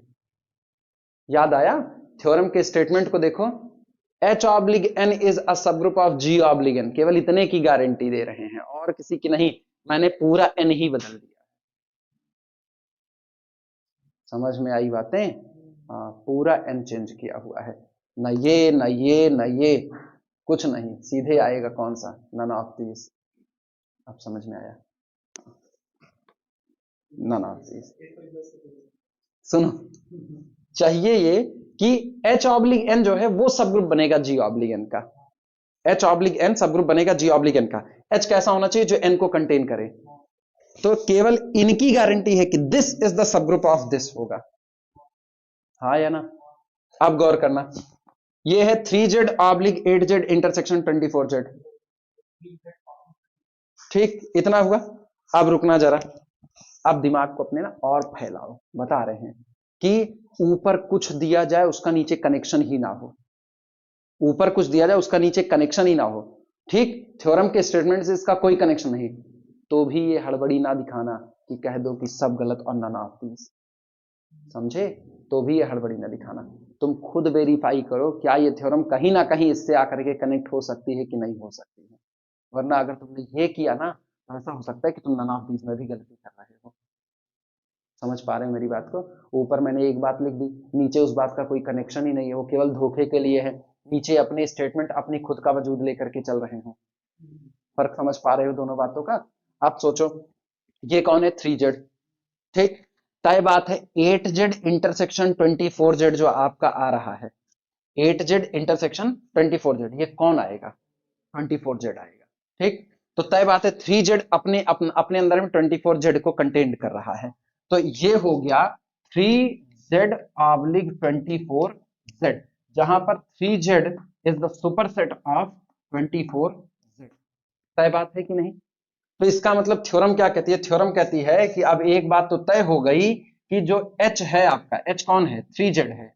अगर आप फैक्टर ग्रुप बनाओ 3Z ऑब्लिक कितना? 24Z। ठीक, तो ये आपका सब ग्रुप बनेगा। किसका सब ग्रुप बनेगा? आपका Z ऑब्लिक 24Z का बनेगा। क्लियर हो गया? ये इनका बनेगा। मेरे केस में क्या हो रहा है? मेरे केस में यहां फैक्टर हो रहा है 8 के दम पे, तो सोचो कितने कोसेट बनेंगे? कितने बनेंगे? 8 कोसेट बनेंगे। और यहां पर सोचो 3Z का फैक्टर हो रहा है 8Z इंटरसेक्शन 24Z पर, कितने कोसेट बनेंगे? यहां कितने कोसेट बनेंगे ओवरऑल? अरे यार, 24 बनेंगे। उधर कितने बन रहे हैं? 8। इधर कितने बन रहे हैं? 24। दोनों बिल्कुल अलग ही हो रहे हैं। अंतर आया कि नहीं आया? तो ये बात कभी भी सही नहीं हो सकती है ना? समझ पा रहे हो बात को? सब इधर उधर हो चुका है, जितना लिखा बनाया इसीलिए कि को ना सही जाए। ठीक, इसके बाद इनमें आओ, कितने बनेंगे कोसेट? ये है 4Z। 4Z की अपनी कार्डिनलिटी कितनी है? 4 के मल्टीपल में इनफाइनाइट लोग हैं यार, 4 नहीं इनफाइनाइट लोग हैं। ठीक, आप 12Z से इंटर फैक्टराइज करोगे, ठीक, तो कितने कोसेट काटोगे आप इसमें से? 12 कोसेट। 8Z इंटरसेक्शन 12Z किसका? अच्छा सॉरी, हाँ ठीक है, 24 आएंगे इससे। और यहां फिर कितना हुआ? फिर गड़बड़ाया कि नहीं? तो ये भी नहीं सही है आपका। ठीक, एक तो अव्वल थ्योरम ही नहीं बैठ रही है कहीं ना कहीं पर, लेकिन फिर भी हम एक बार क्रॉस चेकिंग कर दे रहे हैं। इनका हाल क्या है? 2Z oblique 8Z intersection 32Z। ठीक, अब इनका क्या बन रहा है? कितना? 32। और उधर फिर कितना? उधर फिर गड़बड़ हुआ। None of this. क्लियर हुआ कि नहीं? हाँ, ये हुआ। अगर कहीं ऐसा होता, सोचो अगर कहीं पर ऐसा होता कि 3Z oblique 8Z intersection 24Z लिखा गया और इसको हम लिख दिए होते 24Z। अब पहले इनको देखो, इनका इंटरसेक्शन कितना आएगा? 24Z। अब तय बात है 3Z कंटेन्ड करता है अपने अंदर में 24Z को। 24Z is the normal subgroup of Z। हाँ या ना? तो Z ऑब्लिक 24Z ये आपका एक कोसेंट ग्रुप बनेगा कि नहीं बनेगा? फैक्टर ग्रुप यानी कोसेंट ग्रुप ये बनेगा। अब तय बात है, अब इसका सब ग्रुप कौन होता? ये हो जाता। अब ये सही हो जाता। तो मैंने यहां पर जो 8Z कर दिया ना, वो गड़बड़ी। क्लियर हुआ कि नहीं? अच्छा, वो तब भी सही हो जाता अगर हम यहां कुछ ऐसा रखते, जैसे हम यहां 4Z रख देते, तो 8Z इंटरसेक्शन 4Z कितना आता? 8Z, तब ये बच जाता। क्लियर हुआ कि नहीं? तो यही सारी बातें ख्याल रखनी है। ऐसा ना लगे कि आपको इंटरसेक्शन 24 दिखा, यहां से आपने काट दिया 3 छक 24 और उड़ा दो, कह दो आप सही है। नहीं, उधर वाले पर भी निगाह करनी है। समझ में आई बातें? चलें अब आगे। कौन सा? इंटरसेक्शन में 8Z आता? हाँ, तब सही हो जाता। किसमें? थर्ड वाला कौन सा है? ये वाला, ये थर्ड वाला। अगर इनका इंटरसेक्शन आता 8Z, 8Z आता तो 2Z के अंदर में 8Z कंटेंट होता है, और वहां भी कितना लगा? 8Z। और अपना मेन ग्रुप Z कौन है? अबेलियन। तो उसका फैक्टर ग्रुप चाहे जितना तैयार हो वो भी क्या रहेगा? अबेलियन। अब ये सही हो जाता। अभी समझ में आया? अब लॉजिक तुम लोग अपने हिसाब से लिख लो, कि हमको बोलना पड़ेगा हिंदी में ही अपने हिसाब से लिख लो क्यों मैंने सबको गलत किया है। ये कितना था? ये 8Z था ना? 8Z था। हाँ, तो याद रखना भैया, अगर अभी भी थोड़ी सी भी जरा सी कंफ्यूजन है ना, when all three options becomes true, when all three options becomes true, then numerical modified हो जाएगा आपका। numerical modified होगा तो इन सब पर करना ना, उधर वो बैठा देना जो इनके इंटरसेक्शन में आ रहा है। जानते हो इनके इंटरसेक्शन में कौन आएगा? 24Z। तो आप वहां क्या बैठा दो? 24Z। इनके इंटरसेक्शन में कौन आएगा? इनका इंटरसेक्शन कितना आएगा? उधर क्या बैठा दोगे? इनका इंटरसेक्शन कितना आएगा? इनका इंटरसेक्शन कितना? 32। उधर क्या बैठा दो? 32। तीनों ऑप्शन सही हो जाएंगे। क्लियर हुआ? और सोचो ऊपर वाले से उसका कोई खास लेना देना नहीं है। क्लियर हुआ? बनाना चाहो अभी बना सकते हो अगला, हम टाइम दे दे रहे हैं क्योंकि बाद बाद में याद वाद रहता नहीं, खाली कहने की बात है। हम रुक जा रहे हैं, तुम लोग ये सब पे इंटरसेक्शन जो आ रहा है वही यहां बैठा करके ऑप्शन बना लो। एग्जाम्पल, एग्जाम्पल लिखना, let capital G is equal to Q8। Q8 मतलब समझे ना? क्वार्टरनियन ग्रुप, यानी इसमें टोटल कितने मेंबर हैं? 8 member, plus minus 1 plus minus I plus minus J plus minus, ये रहे 8 मेंबर है। Where generating relations are, where generating relations generating relations generating relations are, जब आई स्क्वायर जे स्क्वायर और के स्क्वायर किया जाता है तो ये बराबर आते हैं, और बराबर आते हैं आई जे के और ये बराबर आता है -1 के। आई स्क्वायर -1, जे स्क्वायर -1, के स्क्वायर -1, आई इंटू जे इंटू के, ये भी कितना होता है -1 होता है पहली बार, ठीक। And capital N is equal to 1 -1, ठीक। देन तो हमने इसका एक सब ग्रुप निकाल लिया, capital N is equal to 1 -1, तो पक्की बात है ये कैसा सब ग्रुप होगा, नॉर्मल सब ग्रुप होगा। Then N is normal subgroup of capital G, and G oblique N is equal to, बोलो जी ऑब्लिग एन क्या होगा, जी ऑब्लिग एन में कौन होंगे यार, फैक्टर होंगे ना, फैक्ट वो सारी कोसेट्स होंगे। तो कोसेट आप किसके दम पे, भाई 1 और -1 तो चुनना मत भूल जाओ, क्योंकि 1 -1 चुनोगे वो आपके नॉर्मल सब ग्रुप के अंदर में ही बिलोंग कर रहे हैं, तो वापस आपको एन ही थमा देंगे। तो आप क्या चुनोगे, आप आई चुनोगे। आई चुनोगे तो सोचो आपको क्या मिलेगा, आई एन, आई एन का मतलब है आई कॉमा माइनस आई, ये मिलेगा। इसके बाद आप माइनस आई चुनो, माइनस आई चुनोगे तो माइनस आई और यहां से माइनस माइनस प्लस आई, फिर वापस वही मिलेगा। तो एक आपका कोसेट कौन बना, आई एन बना, दूसरा कौन बनेगा, जे एन बनेगा, तीसरा कौन बनेगा, के एन, और चौथा कौन है, खुद एन, चौथा खुद एन है, लिखना। Then G oblique N is equal to N comma I N comma J N comma K N, ये आपका फैक्टर ग्रुप आया। अब इस फैक्टर ग्रुप का सब ग्रुप देखना, consider consider K is equal to N comma I N, consider K is equal to N comma I N. तो ऐसे case में then capital K is a subgroup, capital K is a subgroup of G oblique N.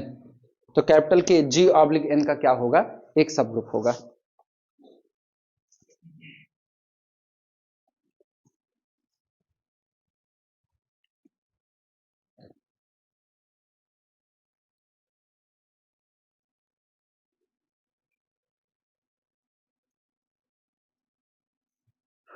Theorem का statement क्या था, याद करो।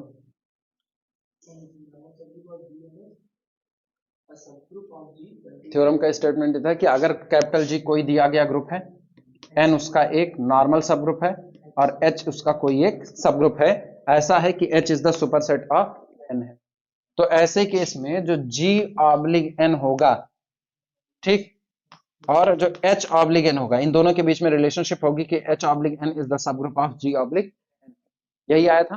तो आज की तारीख में मेरे पास नॉर्मल सब ग्रुप कौन है, कैपिटल एन, जो कौन है 1 -1 है। तो मेरे पास वेक्टर ग्रुप कौन बना, जी ऑब्लिक एन, ये सामने नजर आ रहा है। हमने क्या बनाया, हमने एक और सब ग्रुप बनाया, K is equal to N I N. तो के हमारा सब ग्रुप होगा किसका, जी ऑब्लिक एन का। के एक्चुअल में कौन है, के एक्चुअल में कौन है,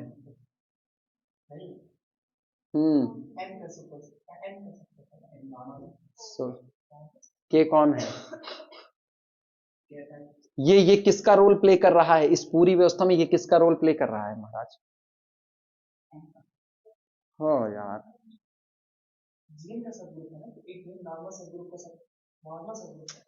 ये पूरा का पूरा के, ये पूरा रोल प्ले कर रहा है, हाँ या ना, अभी भी नहीं समझ पाए, फैक्टर ग्रुप का रोल प्ले कर रहा है, ठीक है। ये खुद में एक फैक्टर ग्रुप है, लेकिन ये जो फैक्टर ग्रुप निकला हुआ है, ये जी ऑब्लिक एन का क्या है, सब ग्रुप है। अभी आई बात समझ में। तो सोचो ये जब फैक्टर ग्रुप बना होगा, तो फैक्टर ग्रुप बनता है तो उसके लिए आपके पास एक ग्रुप और उसका एक सब ग्रुप होना चाहिए। तो सब ग्रुप तो मेरे पास कौन है, 1 -1, हाँ या ना। तो आपके पास H क्या रहा होगा, बता सकते हो? ये है 1, -1, और इस 1, -1 के ऊपर आप बारी बारी मेंबर ऑपरेट करते हो तो आपको केवल n और in मिलता है और कुछ नहीं मिलता है। तो एक्चुअल में आपका मेन ग्रुप क्या रहा होगा?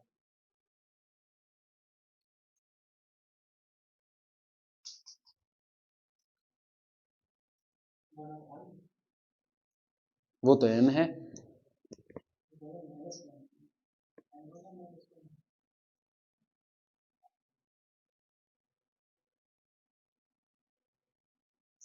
सोच में पड़ जाते हो तुम लोग फिर।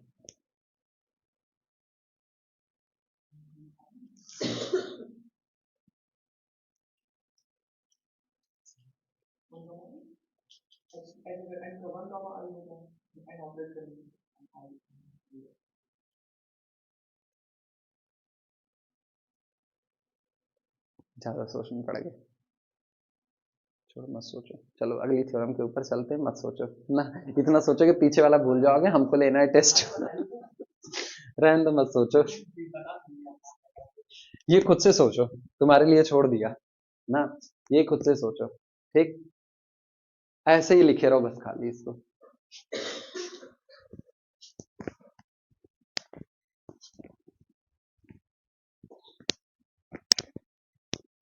चलो अगले पे आना, थ्योरम लिखना। ये भी क्या 9.13 थ्योरम लिखना।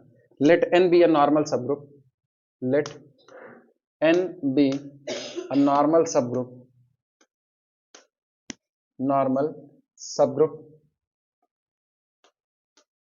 let n be a normal subgroup of a group capital G, of a group capital G। माना n किसी दिए गए ग्रुप कैपिटल G का नॉर्मल सब ग्रुप है, ठीक? Every subgroup of G oblique n, every subgroup of G oblique n, तो जो आपका factor group G oblique n होता है उसके जितने भी सब ग्रुप होते हैं is of the form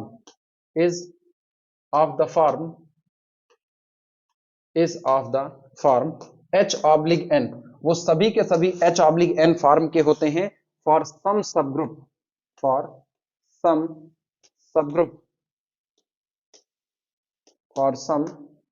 group capital H of capital G। हर सब ग्रुप के लिए बात नहीं करा, फॉर सम सब ग्रुप, क्योंकि स्टेटमेंट उसने पहले ही दे दिया है H ऑब्लिग n उसी दिन G ऑब्लिग n का सब ग्रुप होगा जिस दिन H n को अपने पास क्या करेगा, कंटेन करेगा। तुम लिखो, मतलब इसका समझा रहे हैं।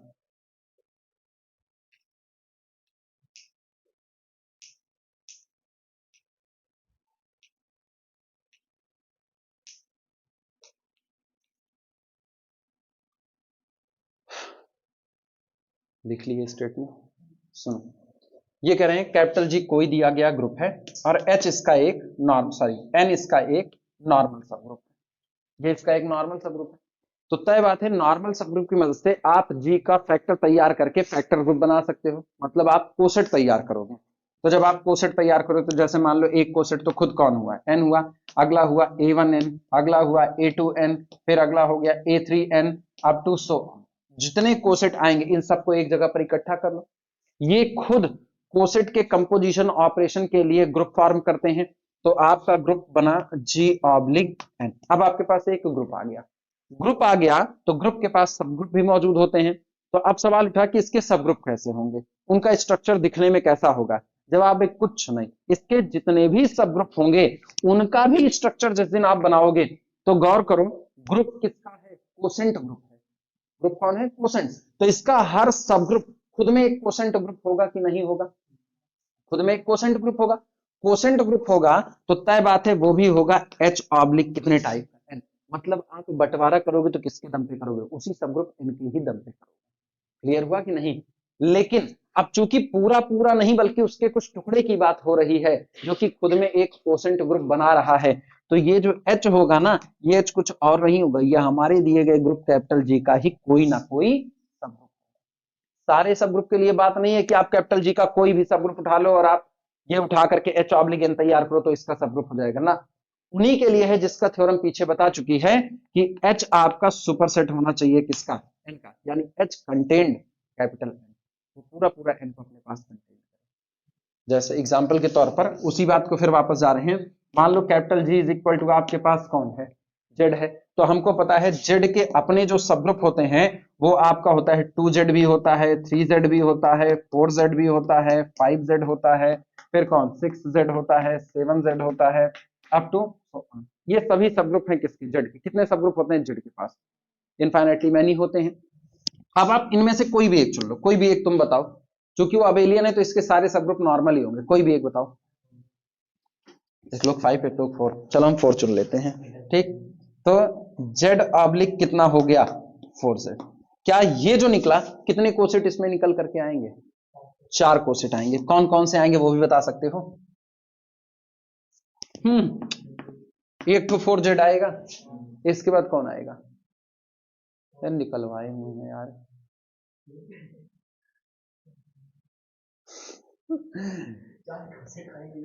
चार आएंगे, वो पता है कौन कौन आएंगे वो भी तो बता दो, निकलवाए महाराज। रे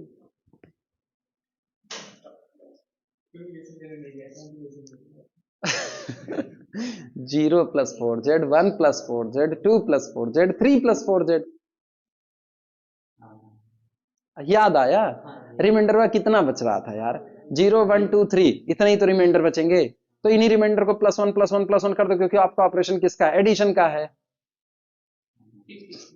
ठीक तो है ये यार, तुम लोग वैसे बीएससी वालों हरकत पाले हुए हो, ऐसे बीएससी वाले सब भूले पड़े रहते हैं, कुछ आगे वाला याद दिलाओ, पीछे भूला पड़ा हुआ है। और इसी में कह रहे हो टेस्ट ले ले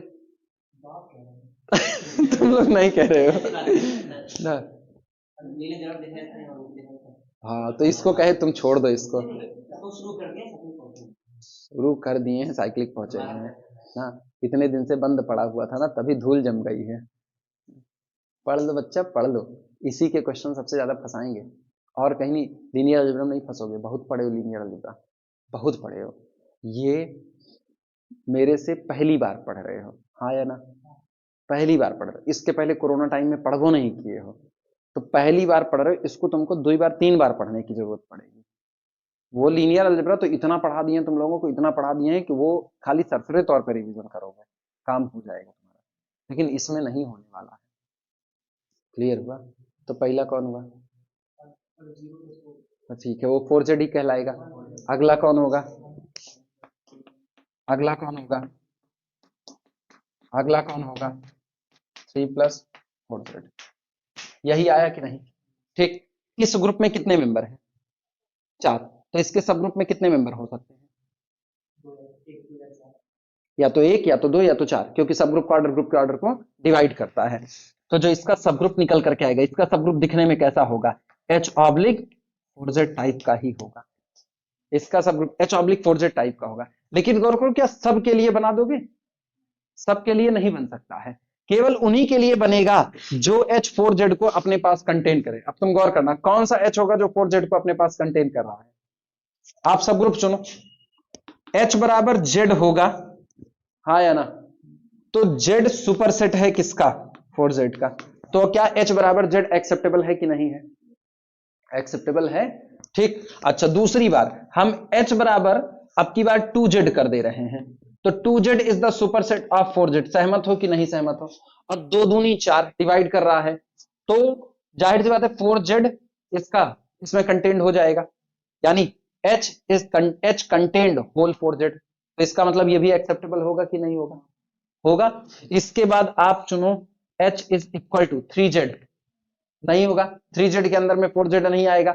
इसके बाद फिर आप क्या चुनो 4z, 4z, तो 4z सुपरसेट ऑफ 4z लिया जा सकता है कि नहीं लिया जा सकता, लेकिन गौर करो, जिस दिन आप Z/4z बनाओगे यही खुद बनेगा, तो कोई भी ग्रुप अपना खुद का सब ग्रुप होता है, सहमत हो कि नहीं सहमत हो, तो इसका मतलब H/4z is the subgroup of Z/4z, बात सही हो रही है, तो यही पहले पर बात सही है। अब आप 2z लो, 2Z/4z, पुरानी वाली थ्योरम कहती है 2z is the superset of 4z, हाँ या ना, so this quantity is the subgroup of Z oblique 4z। तो इसका मतलब ये वाली बात भी सही हो रही है, मानते हो कि नहीं? अब इस पे देखो 4z ऑब्लिक 4z क्या होता है, 4z ऑब्लिक 4z क्या होगा? पक्की बात 4z oblique 4z again 4z, reason बताओ मुझको।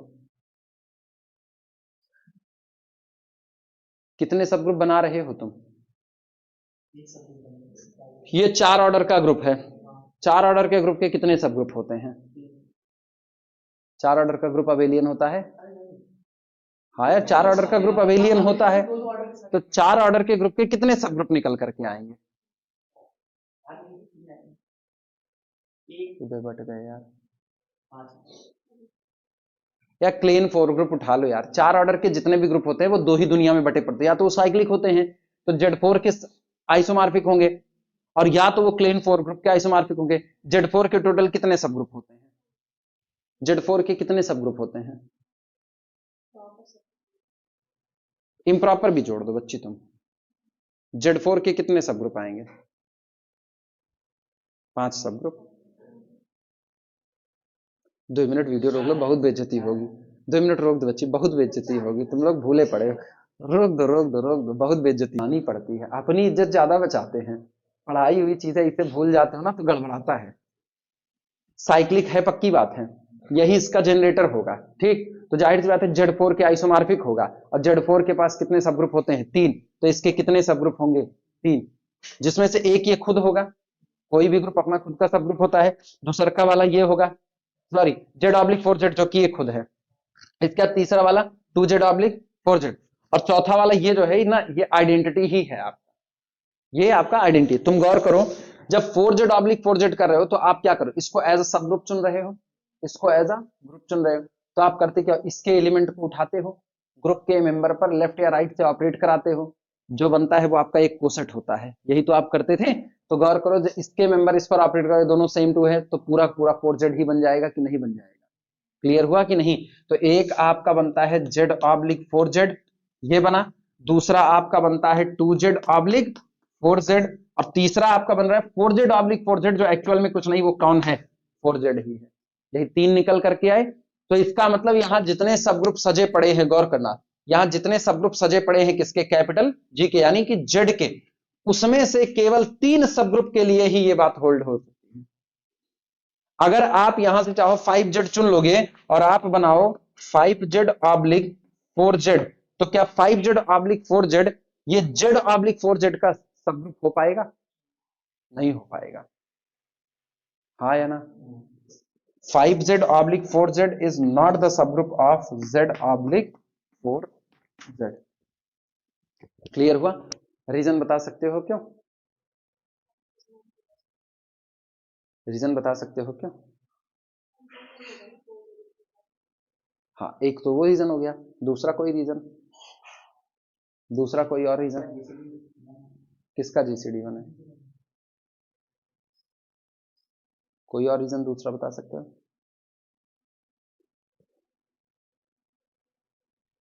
भैया मेरे पूरा पेरेंटिंग ग्रुप ही नहीं अलग कर दिया है तुमने। पेरेंटिंग ग्रुप देखो, सब ग्रुप होने के लिए बंटवारा उसी दुनिया का होता है, अलग दुनिया का नहीं होता है। आप बंटवारा ही अलग दुनिया का कर रहे हो। यहां आप, हाँ 5Z, सुनो 5Z Z का सब ग्रुप है, 5Z Z का सब ग्रुप है, लेकिन 5Z ऑब्लिक 4Z जो आपका कोसेंट ग्रुप आ रहा है वो Z ऑब्लिक 4Z का सब ग्रुप नहीं हो सकता है, ठीक। तो ये नहीं कह सकते कि ऊपर नीचे आप कोई भी सब ग्रुप बैठा दिए, Z का ही बैठा दिए, और उधर आपने एक कोसेंट ग्रुप बनाया हुआ तो ये वाला उधर वाले फैक्टर ग्रुप के सब ग्रुप हो जाएगा, ये पॉसिबिलिटी नहीं है। इसीलिए गौर करो यहां पर क्या लिखा है, फॉर सम सब group H of capital G। अगर ऐसा हो रहा होता ना तो वो फॉर ऑल लिखने के लिए मजबूर होता। अभी बात समझ में आ रही है ना? ये केवल उन्हीं के लिए तय हो सकता है जिनके लिए ये वाला जो ऊपर आपने सब ग्रुप लिखा है वो नीचे वाले सब ग्रुप को पूरा पूरा क्या कर ले, कंटेंट कर ले, केवल उन्हीं के लिए हो सकता है। इसीलिए वर्डिंग क्या है, और सम। लेकिन ये बात तय है, किसी कोसेंट ग्रुप के जितने भी सब ग्रुप आएंगे, किसी दिए गए कोसेंट ग्रुप के जितने भी सब ग्रुप आएंगे, वो सभी H ऑब्लिग N टाइप इसी तरह दिखने में होंगे। यानी हर बार अगर आपको कोई G ऑब्लिग N1 लिख दे और कह दे G ऑब्लिग N1 का सबग्रुप दिखने में कैसा होगा, तो जवाब है H ऑब्लिग N1 टाइप का। अगर वो N2 लगा दे ना तो नहीं होगा। क्लियर हुआ कि नहीं? तो H ऑब्लिग किस टाइप का होना चाहिए? N1 टाइप का। कुछ दिमाग में बात आई? चलिए अब आगे।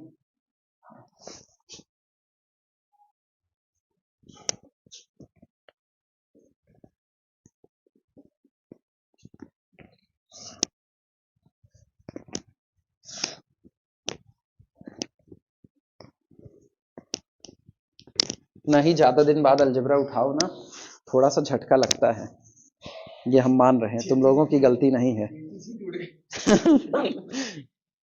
चेचिस टूटना तो एक अलग बात है, पूरा स्ट्रक्चर धराशायी कर रहे हो तुम लोग। चेचिस टूट गई, चलो वेल्डिंग करके जोड़ देंगे, पूरा स्ट्रक्चर धराशायी कर रहे हो। अब ऐसी ऐसी चीजें भूल जा रहे हो जो कुछ पढ़े हुए हो। बताओ, हम तुमसे उसका सबग्रुप पूछ रहे हो, तुम उसका सबग्रुप नहीं बता पा रहे, मतलब उसमें कौन कौन एलिमेंट आएंगे वो गड़बड़ा रहे हो। बहुत हल्की हल्की बातें हैं, भारी चीज पूछी नहीं मैंने, सबसे आसान पूछा है। रिमार्क लगाओ, वही रिमार्क लिखना। रिमार्क में पहला, there is 1-to-1 correspondence, there is 1-to-1 correspondence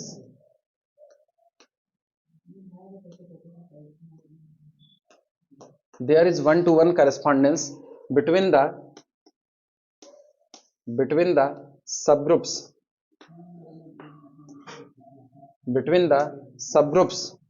of factor group G oblique N and the subgroups of capital G and the subgroups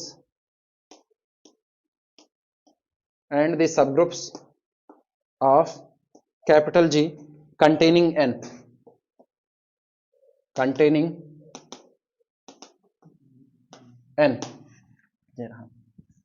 कह रहे हैं यहां एक 1-to-1 करस्पॉन्डेंस होता है, ठीक, यानी एक 1-1 मैपिंग होती है। किसके किसके बीच में होती है?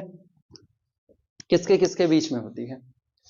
इस तैयार किए गए factor group G oblique N में और subgroup of capital G containing N, और उन सबग्रुप्स के बीच में जो N को अपने पास क्या करते हैं? कंटेंट करते हैं। इसका मतलब समझ पा रहे हो? G ऑब्लिक N में कौन आएंगे? कोसेट्स आएंगे। G ऑब्लिक N में कौन आएंगे? कोसेट्स आएंगे। अब मान लो आपके पास एक कोसेट खुद कौन आता है? N आता है। दूसरा आपके पास कौन आता है? AN आता है, फिर BN, फिर CN। कितने मेंबर आ गए आपके पास? 4 मेंबर आ गए।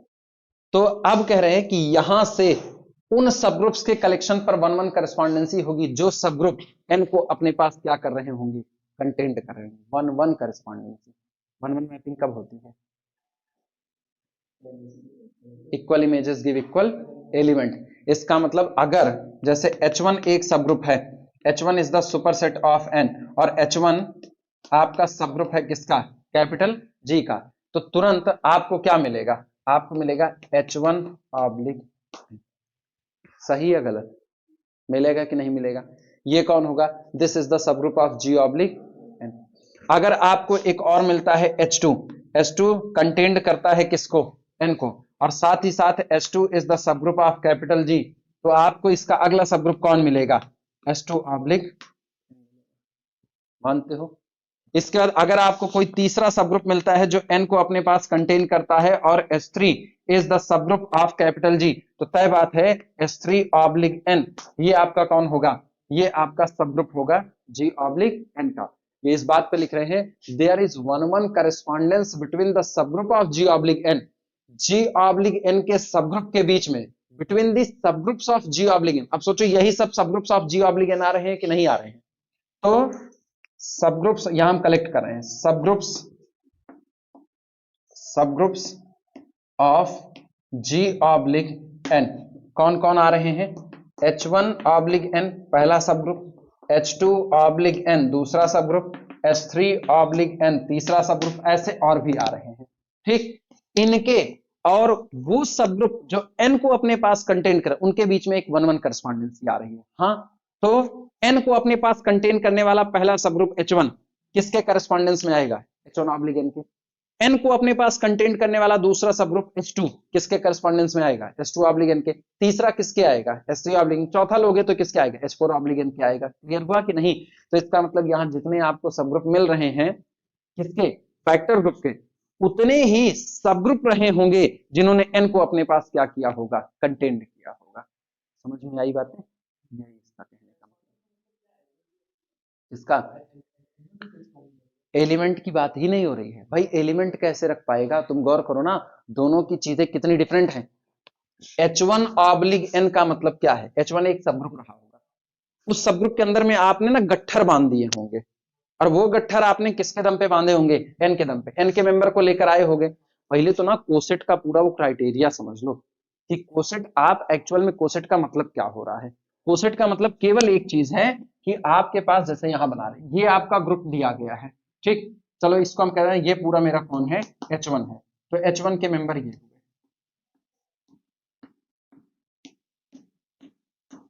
ये H1 के मेंबर हुए, ठीक।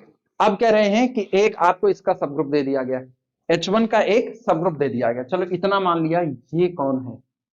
ये इतना हिस्सा, ये आपका कौन हो गया? Capital N। And N is the subgroup of कितना हो गया? H1। तो अब ये कह रहे हैं कि अब आप एक ये तैयार करो, कौन है ये? कोसेंट ग्रुप या फैक्टर ग्रुप है। Factor group H1 oblique N। तो इसका मतलब क्या है? H1 का क्या किया जाए? बंटवारा किसके दम पे किया जाए? N के दम पे। H1 का बंटवारा N के दम पे। कैसे करोगे? आपके पास ये एक पैकेट है, इसी पैकेट को आप पकड़ लो, इस पैकेट में जितने लोग हैं उनको टच मत करो, वो रहने दो, क्योंकि वो पैकेट के एलिमेंट खुद ही उसी पैकेट पर ऑपरेट करेंगे, कुछ बदलाव नहीं देने वाले। पैकेट के बाहर जितने लोग छूट गए, 1 2 3 4 5 6 7 लोग जो छूटे हैं, इन 7 में से पहले एलिमेंट को उठा लिया आपने। अब इस पहले एलिमेंट को उठा करके इस दिए गए जो आपका ये गट्ठर पड़ा हुआ है, इसके हर मेंबर पर लेफ्ट से या फिर राइट से, जहां से मन के वहां से ऑपरेट करो, क्योंकि left coset is equal to right coset. Clear हुआ? जब ऑपरेट करोगे तो इस पैकेट के एलिमेंट बदलेंगे, इस पैकेट के एलिमेंट बदलेंगे, क्योंकि आपने जो मेंबर उठाया वो कहां से उठाया? बाहर से उठाया। जब ये बदल रहे होंगे ना, तो बाहर जो लोग छूटे हुए हैं, इन्हीं में से कुछ लोग का फॉर्म ये लोग ले रहे हैं, इन्हीं में से कुछ का ये लोग फॉर्म ले रहे हैं। हम एग्जाम्पल के थ्रू दिखा रहे हैं, हम जान रहे हैं वो समझ नहीं आता है, और असली कंफ्यूजन यहीं पर क्रिएट हो रही है। सुनो, जैसे एक सबसे आसान वाला हम ग्रुप ले रहे हैं, सबसे आसान वाला ग्रुप एग्जाम्पल के तौर पर मान लो मैंने ले लिया Z, ये मेरा ग्रुप हो गया, ठीक। तो इसके मेंबर कौन है? 0, ऐसे लिख देते हैं, 0 प्लस माइनस 1 प्लस माइनस, समझाने के लिए ऐसे ही लिखना पड़ेगा, 0 plus 1 2 3 4 so on, -1 -2 -3 up to so on. ये हो गया। तुम इसका कोई एक सब ग्रुप हमको बताओ, और बोलो। 2Z में एक कट 1 पे करेगा यार, 6Z, 6Z ये मैंने ले लिया। अब हम क्या कर रहे हैं? अब हम इसका फैक्टर तैयार करेंगे, किसके दम पे? 6Z के दम पे। कैसे तैयार करेंगे वो सुनना। 6Z के जो एलिमेंट होते हैं, 6Z के एलिमेंट वो 6 के मल्टीपल वाले होते हैं, हाँ है ना। तो इसमें कौन कौन आता है? 0, इसके बाद 6 12 18 अप टू सो ऑन, ये होते हैं। और -6 -12 फिर -18 अप टू सो ऑन, ये होते हैं। अब आप इसमें जो मेंबर मौजूद है वो सब 6 के मल्टीपल हैं, उनको छोड़ दो, आप 6 के मल्टीपल वाले को छोड़ दो, कोई एक एलिमेंट उठाओ जो 6 का मल्टीपल ना हो। जैसे मैंने 1 उठाया, 1 उठाया। अब 1 को हम क्या करेंगे? इस 6Z पर लेफ्ट या राइट से ऑपरेट कराएंगे। अब चूंकि मेरा ऑपरेशन एडिशन का है, तो हम करेंगे 1 प्लस 6Z, और तुम गौर करना तैयार क्या होगा वो देखना। 1 प्लस 6Z, पहले आप 0 में 1 को ऐड करो तो कितना आया? 1 आया। 6 में 1 को ऐड करो, 7 आया। इसके बाद 13, फिर अगला 19 अप टू। क्लियर हुआ कि नहीं? अब आप इधर आओ, यहां ऐड करो, -5, अगला -11, अगला -17 up to so on. Clear हुआ कि नहीं? अब गौर करो, क्या इसमें अभी तक 2 आया? कहीं पर नहीं आया, 2 बाहर बैठा हुआ है। तुम एक चीज गौर करो, ऊपर वाली जो दुनिया है Z, उसके 2 टुकड़े आपने तैयार कर दिए। एक टुकड़े में 6 का मल्टीपल है और दूसरे टुकड़े में कोई भी 6 का मल्टीपल नहीं है। बल्कि 6 के मल्टीपल पे 1 बढ़ गए लोग हैं। लेकिन अभी भी ऊपर की दुनिया में बहुत सारे लोग ऐसे छूट गए हैं जो अभी किसी गट्ठर में बंधे नहीं। आपने 2 गट्ठर बना लिए, किसके बनाए? दोनों गट्ठर इसी जेड के बनाए, जेड के मेंबर को आपने बांट दिया। ये आपका पूरा जेड है, ओवरऑल जेड है। इसमें एक पैकेट आपने तैयार कर लिया जो 6 का मल्टीपल रख रहा है, दूसरा पैकेट आपने तैयार किया जो अपने अंदर में 6 के मल्टीपल में एक ज्यादा जोड़ करके रख रहा है। इंटीजर ही तो बट रहे हैं। अब आप 2 को उठाओ तो आप तैयार करो 2 + 6z, और 2 + 6z तैयार कर देखना ऊपर वाली दुनिया से जस्ट अलग तैयार होगा। यहां हर जगह पर 2 जोड़ो तो कितना आएगा? 2। यहां पर 6 2 8, फिर अगले पे 14, अगले पे 20, अप टू सो ऑन। अब इधर जोड़ो -4, अगला -10, अगला -16। तुम गौर करो यहां जो आ रहे हैं वो ऊपर की किसी दुनिया में नहीं थे। क्या एक और गट्ठर तैयार हो गया कि नहीं तैयार हो गया? और ये कौन है? 2 + 6z का तैयार हुआ। जब आप तैयार करोगे 3 + 6z, तुम गौर करो अब की बार हम जोड़ने नहीं जाएंगे, पैटर्न तैयार है 0 1 2, तो यहां कौन आएगा? 3। 6 7 8, तो यहां कौन आएगा? 9। इसके बाद फिर 12 13 14, तो यहां कौन आएगा? 15, up to so on. Clear हुआ? इधर वाले में देखना -10 -11 -12, यहां कौन आएगा? कौन आएगा? -3। -6 पे आपको +3 ऐड करना है, -3 -3 3 4 5 6, तो यहां पर कौन आएगा? -9। यहां पर कौन आएगा? -15। So on. तैयार हुए? लेकिन गौर करो यहां जो आ रहे हैं ऊपर वाली दुनिया से ही कुछ मेंबर कट करके आ रहे हैं, लेकिन इनमें से कोई नहीं आया। क्लियर हुआ? इसके बाद आप क्या तैयार करोगे? 4 + 6z, फिर आप क्या तैयार करोगे? 5 + 6z, और इतने ही पैकेट में पूरा जेड बट चुका है। इतने ही पैकेट में पूरा जेड बट चुका है। तो आपने क्या किया ना, आपके ने जेड के अंदर में गांठे बना करके पैकेट तैयार कर दिया है। एक वो पैकेट जिसमें सारे लोग 6 के मल्टीपल हैं, एक वो पैकेट जिसमें सारे लोग 6 के मल्टीपल पर एक जोड़ करके ज्यादा किए गए। अब कोई और इंटीजर बाहर नहीं छूटेगा कि छूटेगा? तो जो जेड की दुनिया इनफाइनाइट लोगों की फैली हुई थी, आपने उस इनफाइनाइट दुनिया को केवल और केवल 6 टुकड़े में बांध दिया है। बस 6 घर बना दिए हैं, समझ लो। तो जब 6 घर बना दिए, जैसे जमीन और आसमान बहुत दूर तक फैले हुए हैं, लेकिन आप ये कहो जो चीज ऊपर है वो आसमान में, जो नीचे है वो जमीन पर है। 2 ही दुनिया आपने बांटी हुई है बस। ठीक। अगर आप परसेंटेज वाइज कैटेगरी बनाओगे तो first division, second division, third division, ये है वो है, फलाने ढिमकाने, कुछ नहीं। पूरी दुनिया केवल 2 लोगों में बटी पड़ी है बस। या तो आप पास हो या तो आप फेल हो, बस। केवल 2 पैकेट है। तो आपके कोसेट जो तैयार हुआ, आपका फैक्टर ग्रुप जो तैयार हुआ, फैक्टर ग्रुप में सारे लोग ऐसे 2 में बट गए। इधर पास वाले छूट गए, इधर कौन छूट गए? फेल वाले। अब जो पास वाला आपका है, पास वाले के टुकड़े करो। पास वाले में भी आपने 3 टुकड़े बनाए, फर्स्ट सेकंड थर्ड डिवीजन, तो उधर 3 टुकड़े बन गए। अंतर आया कि नहीं आया? फैक्टर ग्रुप का मतलब ये तैयार करना होता है कि आप अपने दिए गए ग्रुप के टुकड़े कर रहे हो, लेकिन वो टुकड़े आप किसके दम पे कर रहे हो? सब ग्रुप के दम पे कर रहे हो। अगर वो सब ग्रुप आपके पास ना होता तो आप ये व्यवस्था के तहत टुकड़ा ना कर पाते। आप किए क्या? आपने उन टुकड़ों को तैयार करने के लिए अपने ग्रुप के उन मेंबर को चुना जो सब ग्रुप में नहीं थे, और सब ग्रुप के मेंबर पर ऑपरेट कराया। तो उसने नई व्यवस्था में उनको पैदा किया जो ग्रुप में पड़े हुए थे लेकिन इस सब ग्रुप में नहीं थे, और एक नया पैकेट पूरा तैयार कर दिया। इस पैकेट को आपने अलग कर दिया। फिर आपने खोजा कि इस पैकेट में कौन कौन नहीं आया, पुराने सब ग्रुप में कौन कौन नहीं था, उन दोनों के यूनियन में जो नहीं रहा वो वहां पड़ा हुआ, उसको लेकर आए, फिर एक नया पैकेट तैयार किया। अभी फैक्टर ग्रुप का कॉन्सेप्ट समझ में आ रहा है? यही कहानी है इसकी। अब क्या कंफ्यूजन है बताओ? सारी कंफ्यूजन दूर इसमें। हाँ, यही सब कुछ है। हाँ, क्या खत्म हो गया? अच्छा, फैक्टर बनाना समझ में आया ना, कि क्यों हम बार बार कहते हैं कि हम अपने ग्रुप को फैक्टर कर रहे हैं सब ग्रुप की मदद से। इसीलिए कर रहे हैं क्योंकि अगर मेरे पास वो सब ग्रुप ना होता तो हम एलिमेंट को ऐड किस पर करते, मतलब ऑपरेट किस पर कराते। तो इसीलिए ग्रुप अपना ही बंटवारा करा रहे, इसीलिए कहते हैं ना घर का ही आदमी बंटवारा करा सकता है, कोई बाहर वाला नहीं करा सकता है। तो सब ग्रुप आप जैसा चुनोगे वैसा बंटवारा। आप सोचो मैंने 6 जेड चुना तो पूरी जेड की दुनिया कितनी दुनिया में बटी? 6 दुनिया में। अगर हम 24 जेड चुने होते ना तो कितने टुकड़े कटते? 24 टुकड़े कटते। जितना बड़ा आप ये सब ग्रुप के आगे आप जितना बड़ा नंबर लगाओगे ना, वो नंबर ही गारंटी देगा इतने टुकड़े में बांट देंगे। 2z क्यों नहीं लिए पता है? कितने टुकड़े कटते? 2, और दोनों का नाम जानते हो, एक तरफ इवन एक तरफ ऑड, बस यही इतने में बढ़ जाती पूरी दुनिया। तो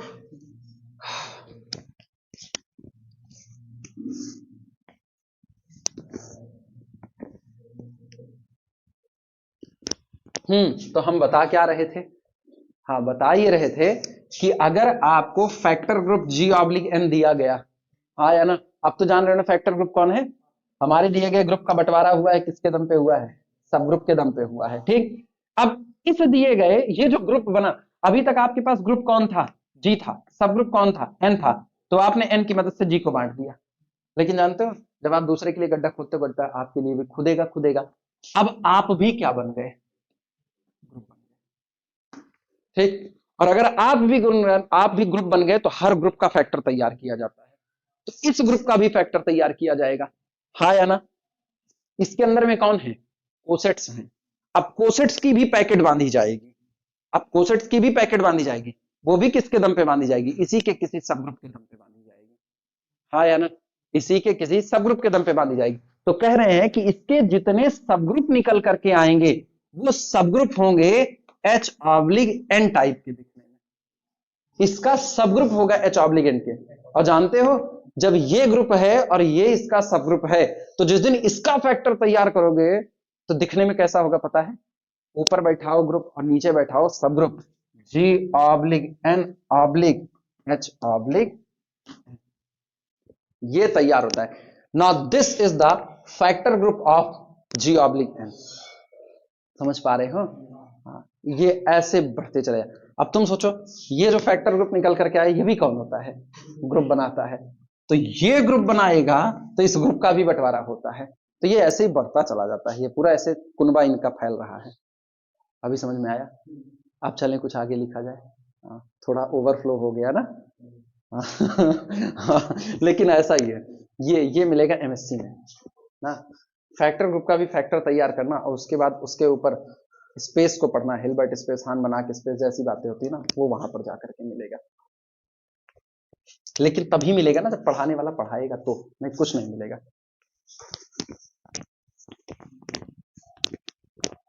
हाँ, हम अब की बार जब पढ़ा रहे थे एमएससी में ना, तो जब ये आया ना तो मेरे को पूरा फैक्टर ग्रुप वापस पढ़ाना पड़ा उन लोगों को, कैसे बनता है, क्या होता है, क्या नहीं होता है, सारे रूल्स लिखाने पड़े, एक आध थ्योरम लिखानी पड़ी।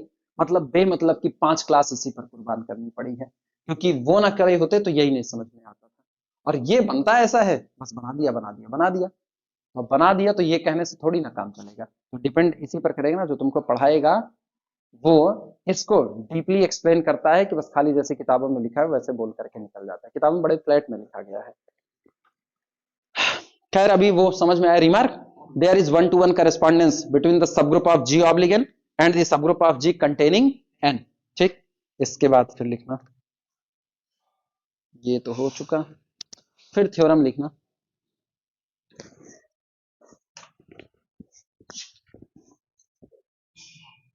थ्योरम, इफ यदि n is the normal subgroup of capital G and m is the subgroup of capital G, अगर n दिए गए ग्रुप का नॉर्मल सबग्रुप है और m कोई एक सबग्रुप है, ठीक, कंटेनिंग n, लेकिन ये ऐसा सबग्रुप है कि n को अपने पास कंटेन करता है, कंटेनिंग कैपिटल N, देन एक तो हमने पढ़ लिया, एक हमने पढ़ लिया कि अगर ऐसा होता है कि n नॉर्मल सबग्रुप है जी का और m कोई सबग्रुप है जी का जो कि अपने अंदर में n को जगह देता है, तो m ऑब्लिक n इसका एक सबग्रुप होगा। अब सामने वाला एक क्वेश्चन कर दे कि सबग्रुप तो होगा, वो तो ठीक है, नॉर्मल सबग्रुप कब बनेगा वो बता दीजिए।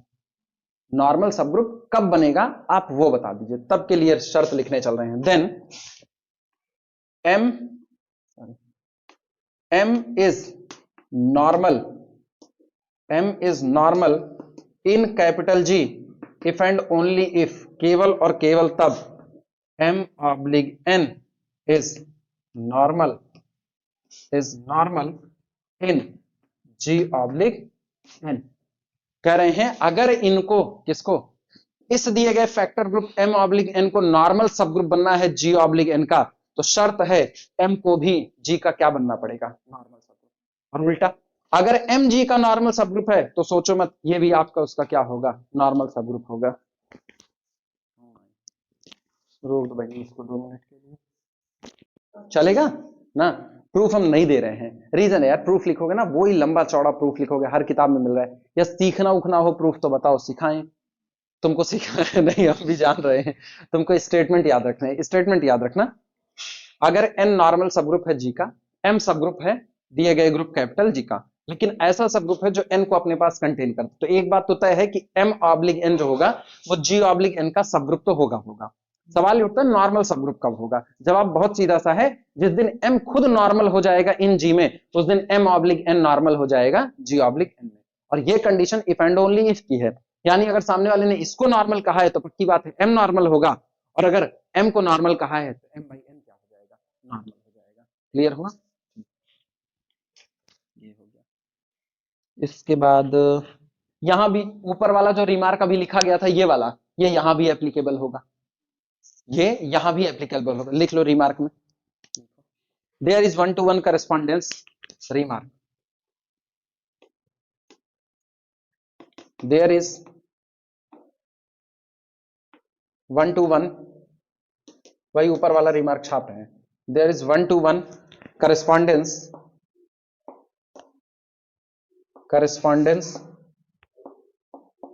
बिटवीन, अब जहां सब ग्रुप है ना वहां क्या चिपका दोगे, नॉर्मल सब ग्रुप, बिटवीन द नॉर्मल सब ग्रुप्स, बिटवीन द नॉर्मल सब groups of G oblique M and the normal subgroup and the normal subgroups and the normal subgroups of capital G containing M, containing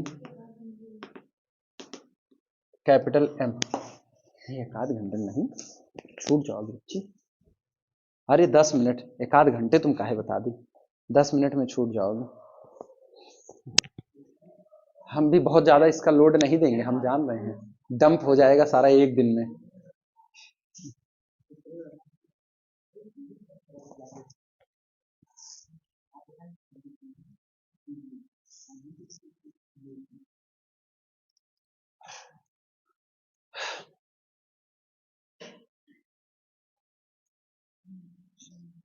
तुम जो वहां पर D4 के example ले रहे थे, R0 R180 जब शुरुआत में पूछ रहे थे, तुम इंडेक्स हमको जस्टिफाई कर दिए होते, हम तुरंत तुम्हारी बात एक्सेप्ट कर लेते। तुम इंडेक्स बोल भी नहीं कि एक को बार, हम जान गए लड़के इंडेक्स भूल रहे हैं। अब अगर इंडेक्स याद होता तो सोचो कितना बनता, 8 ऑर्डर का वो था, ठीक, 4 ऑर्डर का तुम सब ग्रुप चुन रहे थे, तो 4 ऑर्डर का सब ग्रुप चुनते 8 डिवाइडेड बाई 4 2 वही आता, जैसे S3 ऑब्लिक A3 आया हुआ था, सिंपल था, काम हो जाता तुम्हारा।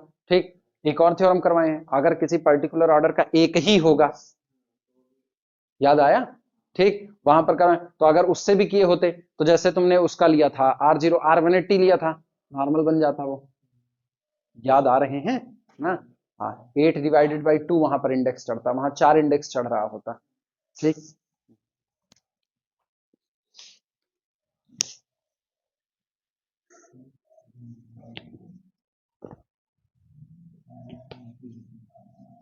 एक्चुअली सब ग्रुप की जो दुनिया होती है ना, उसमें ये नहीं कह सकते हैं कि आपने सब ग्रुप चुन लिया तो वो नॉर्मल होगा ही होगा। अबेलियन की ही दुनिया में इतना सेफ गेम हो सकता है।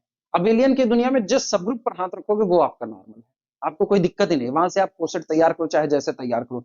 लेकिन अगर आपका ग्रुप अबेलियन नहीं है तो आप जिस सब ग्रुप को चुनोगे, अगर आप फैक्टर ग्रुप तैयार करना चाहते हो तो आपके उस सब ग्रुप का नॉर्मल होना कंपलसरी। रीजन बहुत साफ सुथरा है, क्योंकि आप कहते हो the collection of all left और राइट कोसेट। अगर कहीं आपने ऐसा चुना ना जिसके लिए लेफ्ट और राइट कोसेट डिफरेंट आ रहा है, तो आपको दोनों को अलग अलग कंसीडर करना पड़ेगा, ये तो पूरी तरह से एकदम व्यवस्था ही चरमरा जाएगी। तो इसीलिए वहां पर बात किसकी होती है, नॉर्मल सब ग्रुप, इसलिए वो कैटेगरी बनाई गई कि हम ऐसे सब ग्रुप को उठाएंगे जिसमें मुझको टेंशन ही ना हो कि चाहे एलिमेंट लेफ्ट से ऑपरेट करो चाहे एलिमेंट राइट से, हम किसी भी एक को काउंट कर लेंगे, दूसरे का काम अपने आप हो जाएगा। समझ में आई बातें? इसीलिए एग्जाम्पल देते वक्त ये वेरिफिकेशन जरूरी होता है कि आपने जिसको चुना है क्या वो नॉर्मल बना रहा है या नहीं बना रहा है, और वो वेरिफिकेशन इन्हीं सबसे होगा जो थ्योरम्स आपने पढ़ी हुई है। ठीक, बाकी एग्जाम्पल तुम्हारे गलत है, एग्जाम्पल तुम्हारे सही थे, बस केवल वो एक जगह पर गलत था, वेरिफिकेशन की वजह से था। अब वेरिफिकेशन हम ऐसा कर नहीं सकते एक एक एलिमेंट 1 बाई 1 ऑपरेट करा करके करें, भाई वो एकदम अनफेयर वाला काम होता है, आप कितना कराओगे वेरीफाई। एग्जाम्पल लिखना, एग्जाम्पल लिखो। लेट माना capital G is equal to D4, ठीक।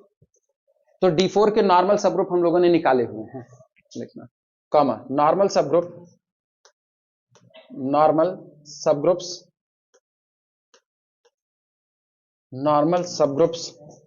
Of D4 R. तो D4 के नॉर्मल सबग्रुप होंगे, पहला capital N is equal to centre R0 R180, ठीक। फिर N1 आपका कौन था, R0 R90 R180 R270। क्यों, 8 डिवाइडेड बाई 4 2 आ रहा है, 8 डिवाइडेड बाई 4, यहां से आपको 2 मिलेगा। ये हो गया N1। इसके बाद फिर N2 आपका कौन था, R0 R180 H और V, ये हो गया। और N3 last, N3 is equal to R0 R180 D और कितना D डैश। ये D4 के नॉर्मल सबग्रुप होते हैं। तो D4 के पास टोटल 4 नॉर्मल सबग्रुप आए, N, N1, N2 और N3। खुद तो अपना होगा ही होगा ना, उसकी कोई बात ही नहीं है, लिखना इसमें। The normal subgroup of capital G containing N R, the normal सबग्रुप्स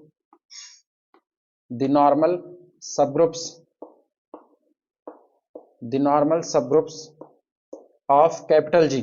अब हम D4 के उन नॉर्मल सबग्रुप की बात कर रहे हैं जो इनको कंटेन करेंगे, ऑफ कैपिटल G कंटेनिंग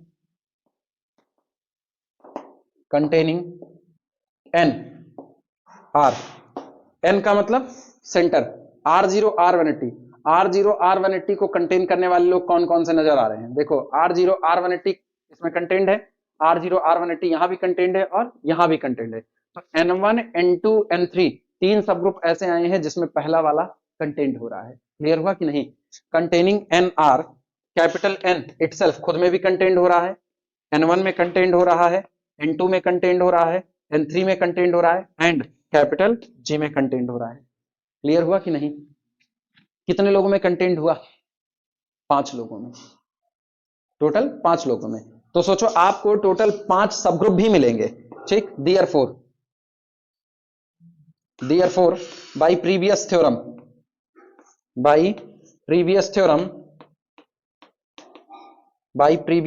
इसलिए जो पहले लिखी गई थ्योरम है उससे प्रीवियस थ्योरम, द नॉर्मल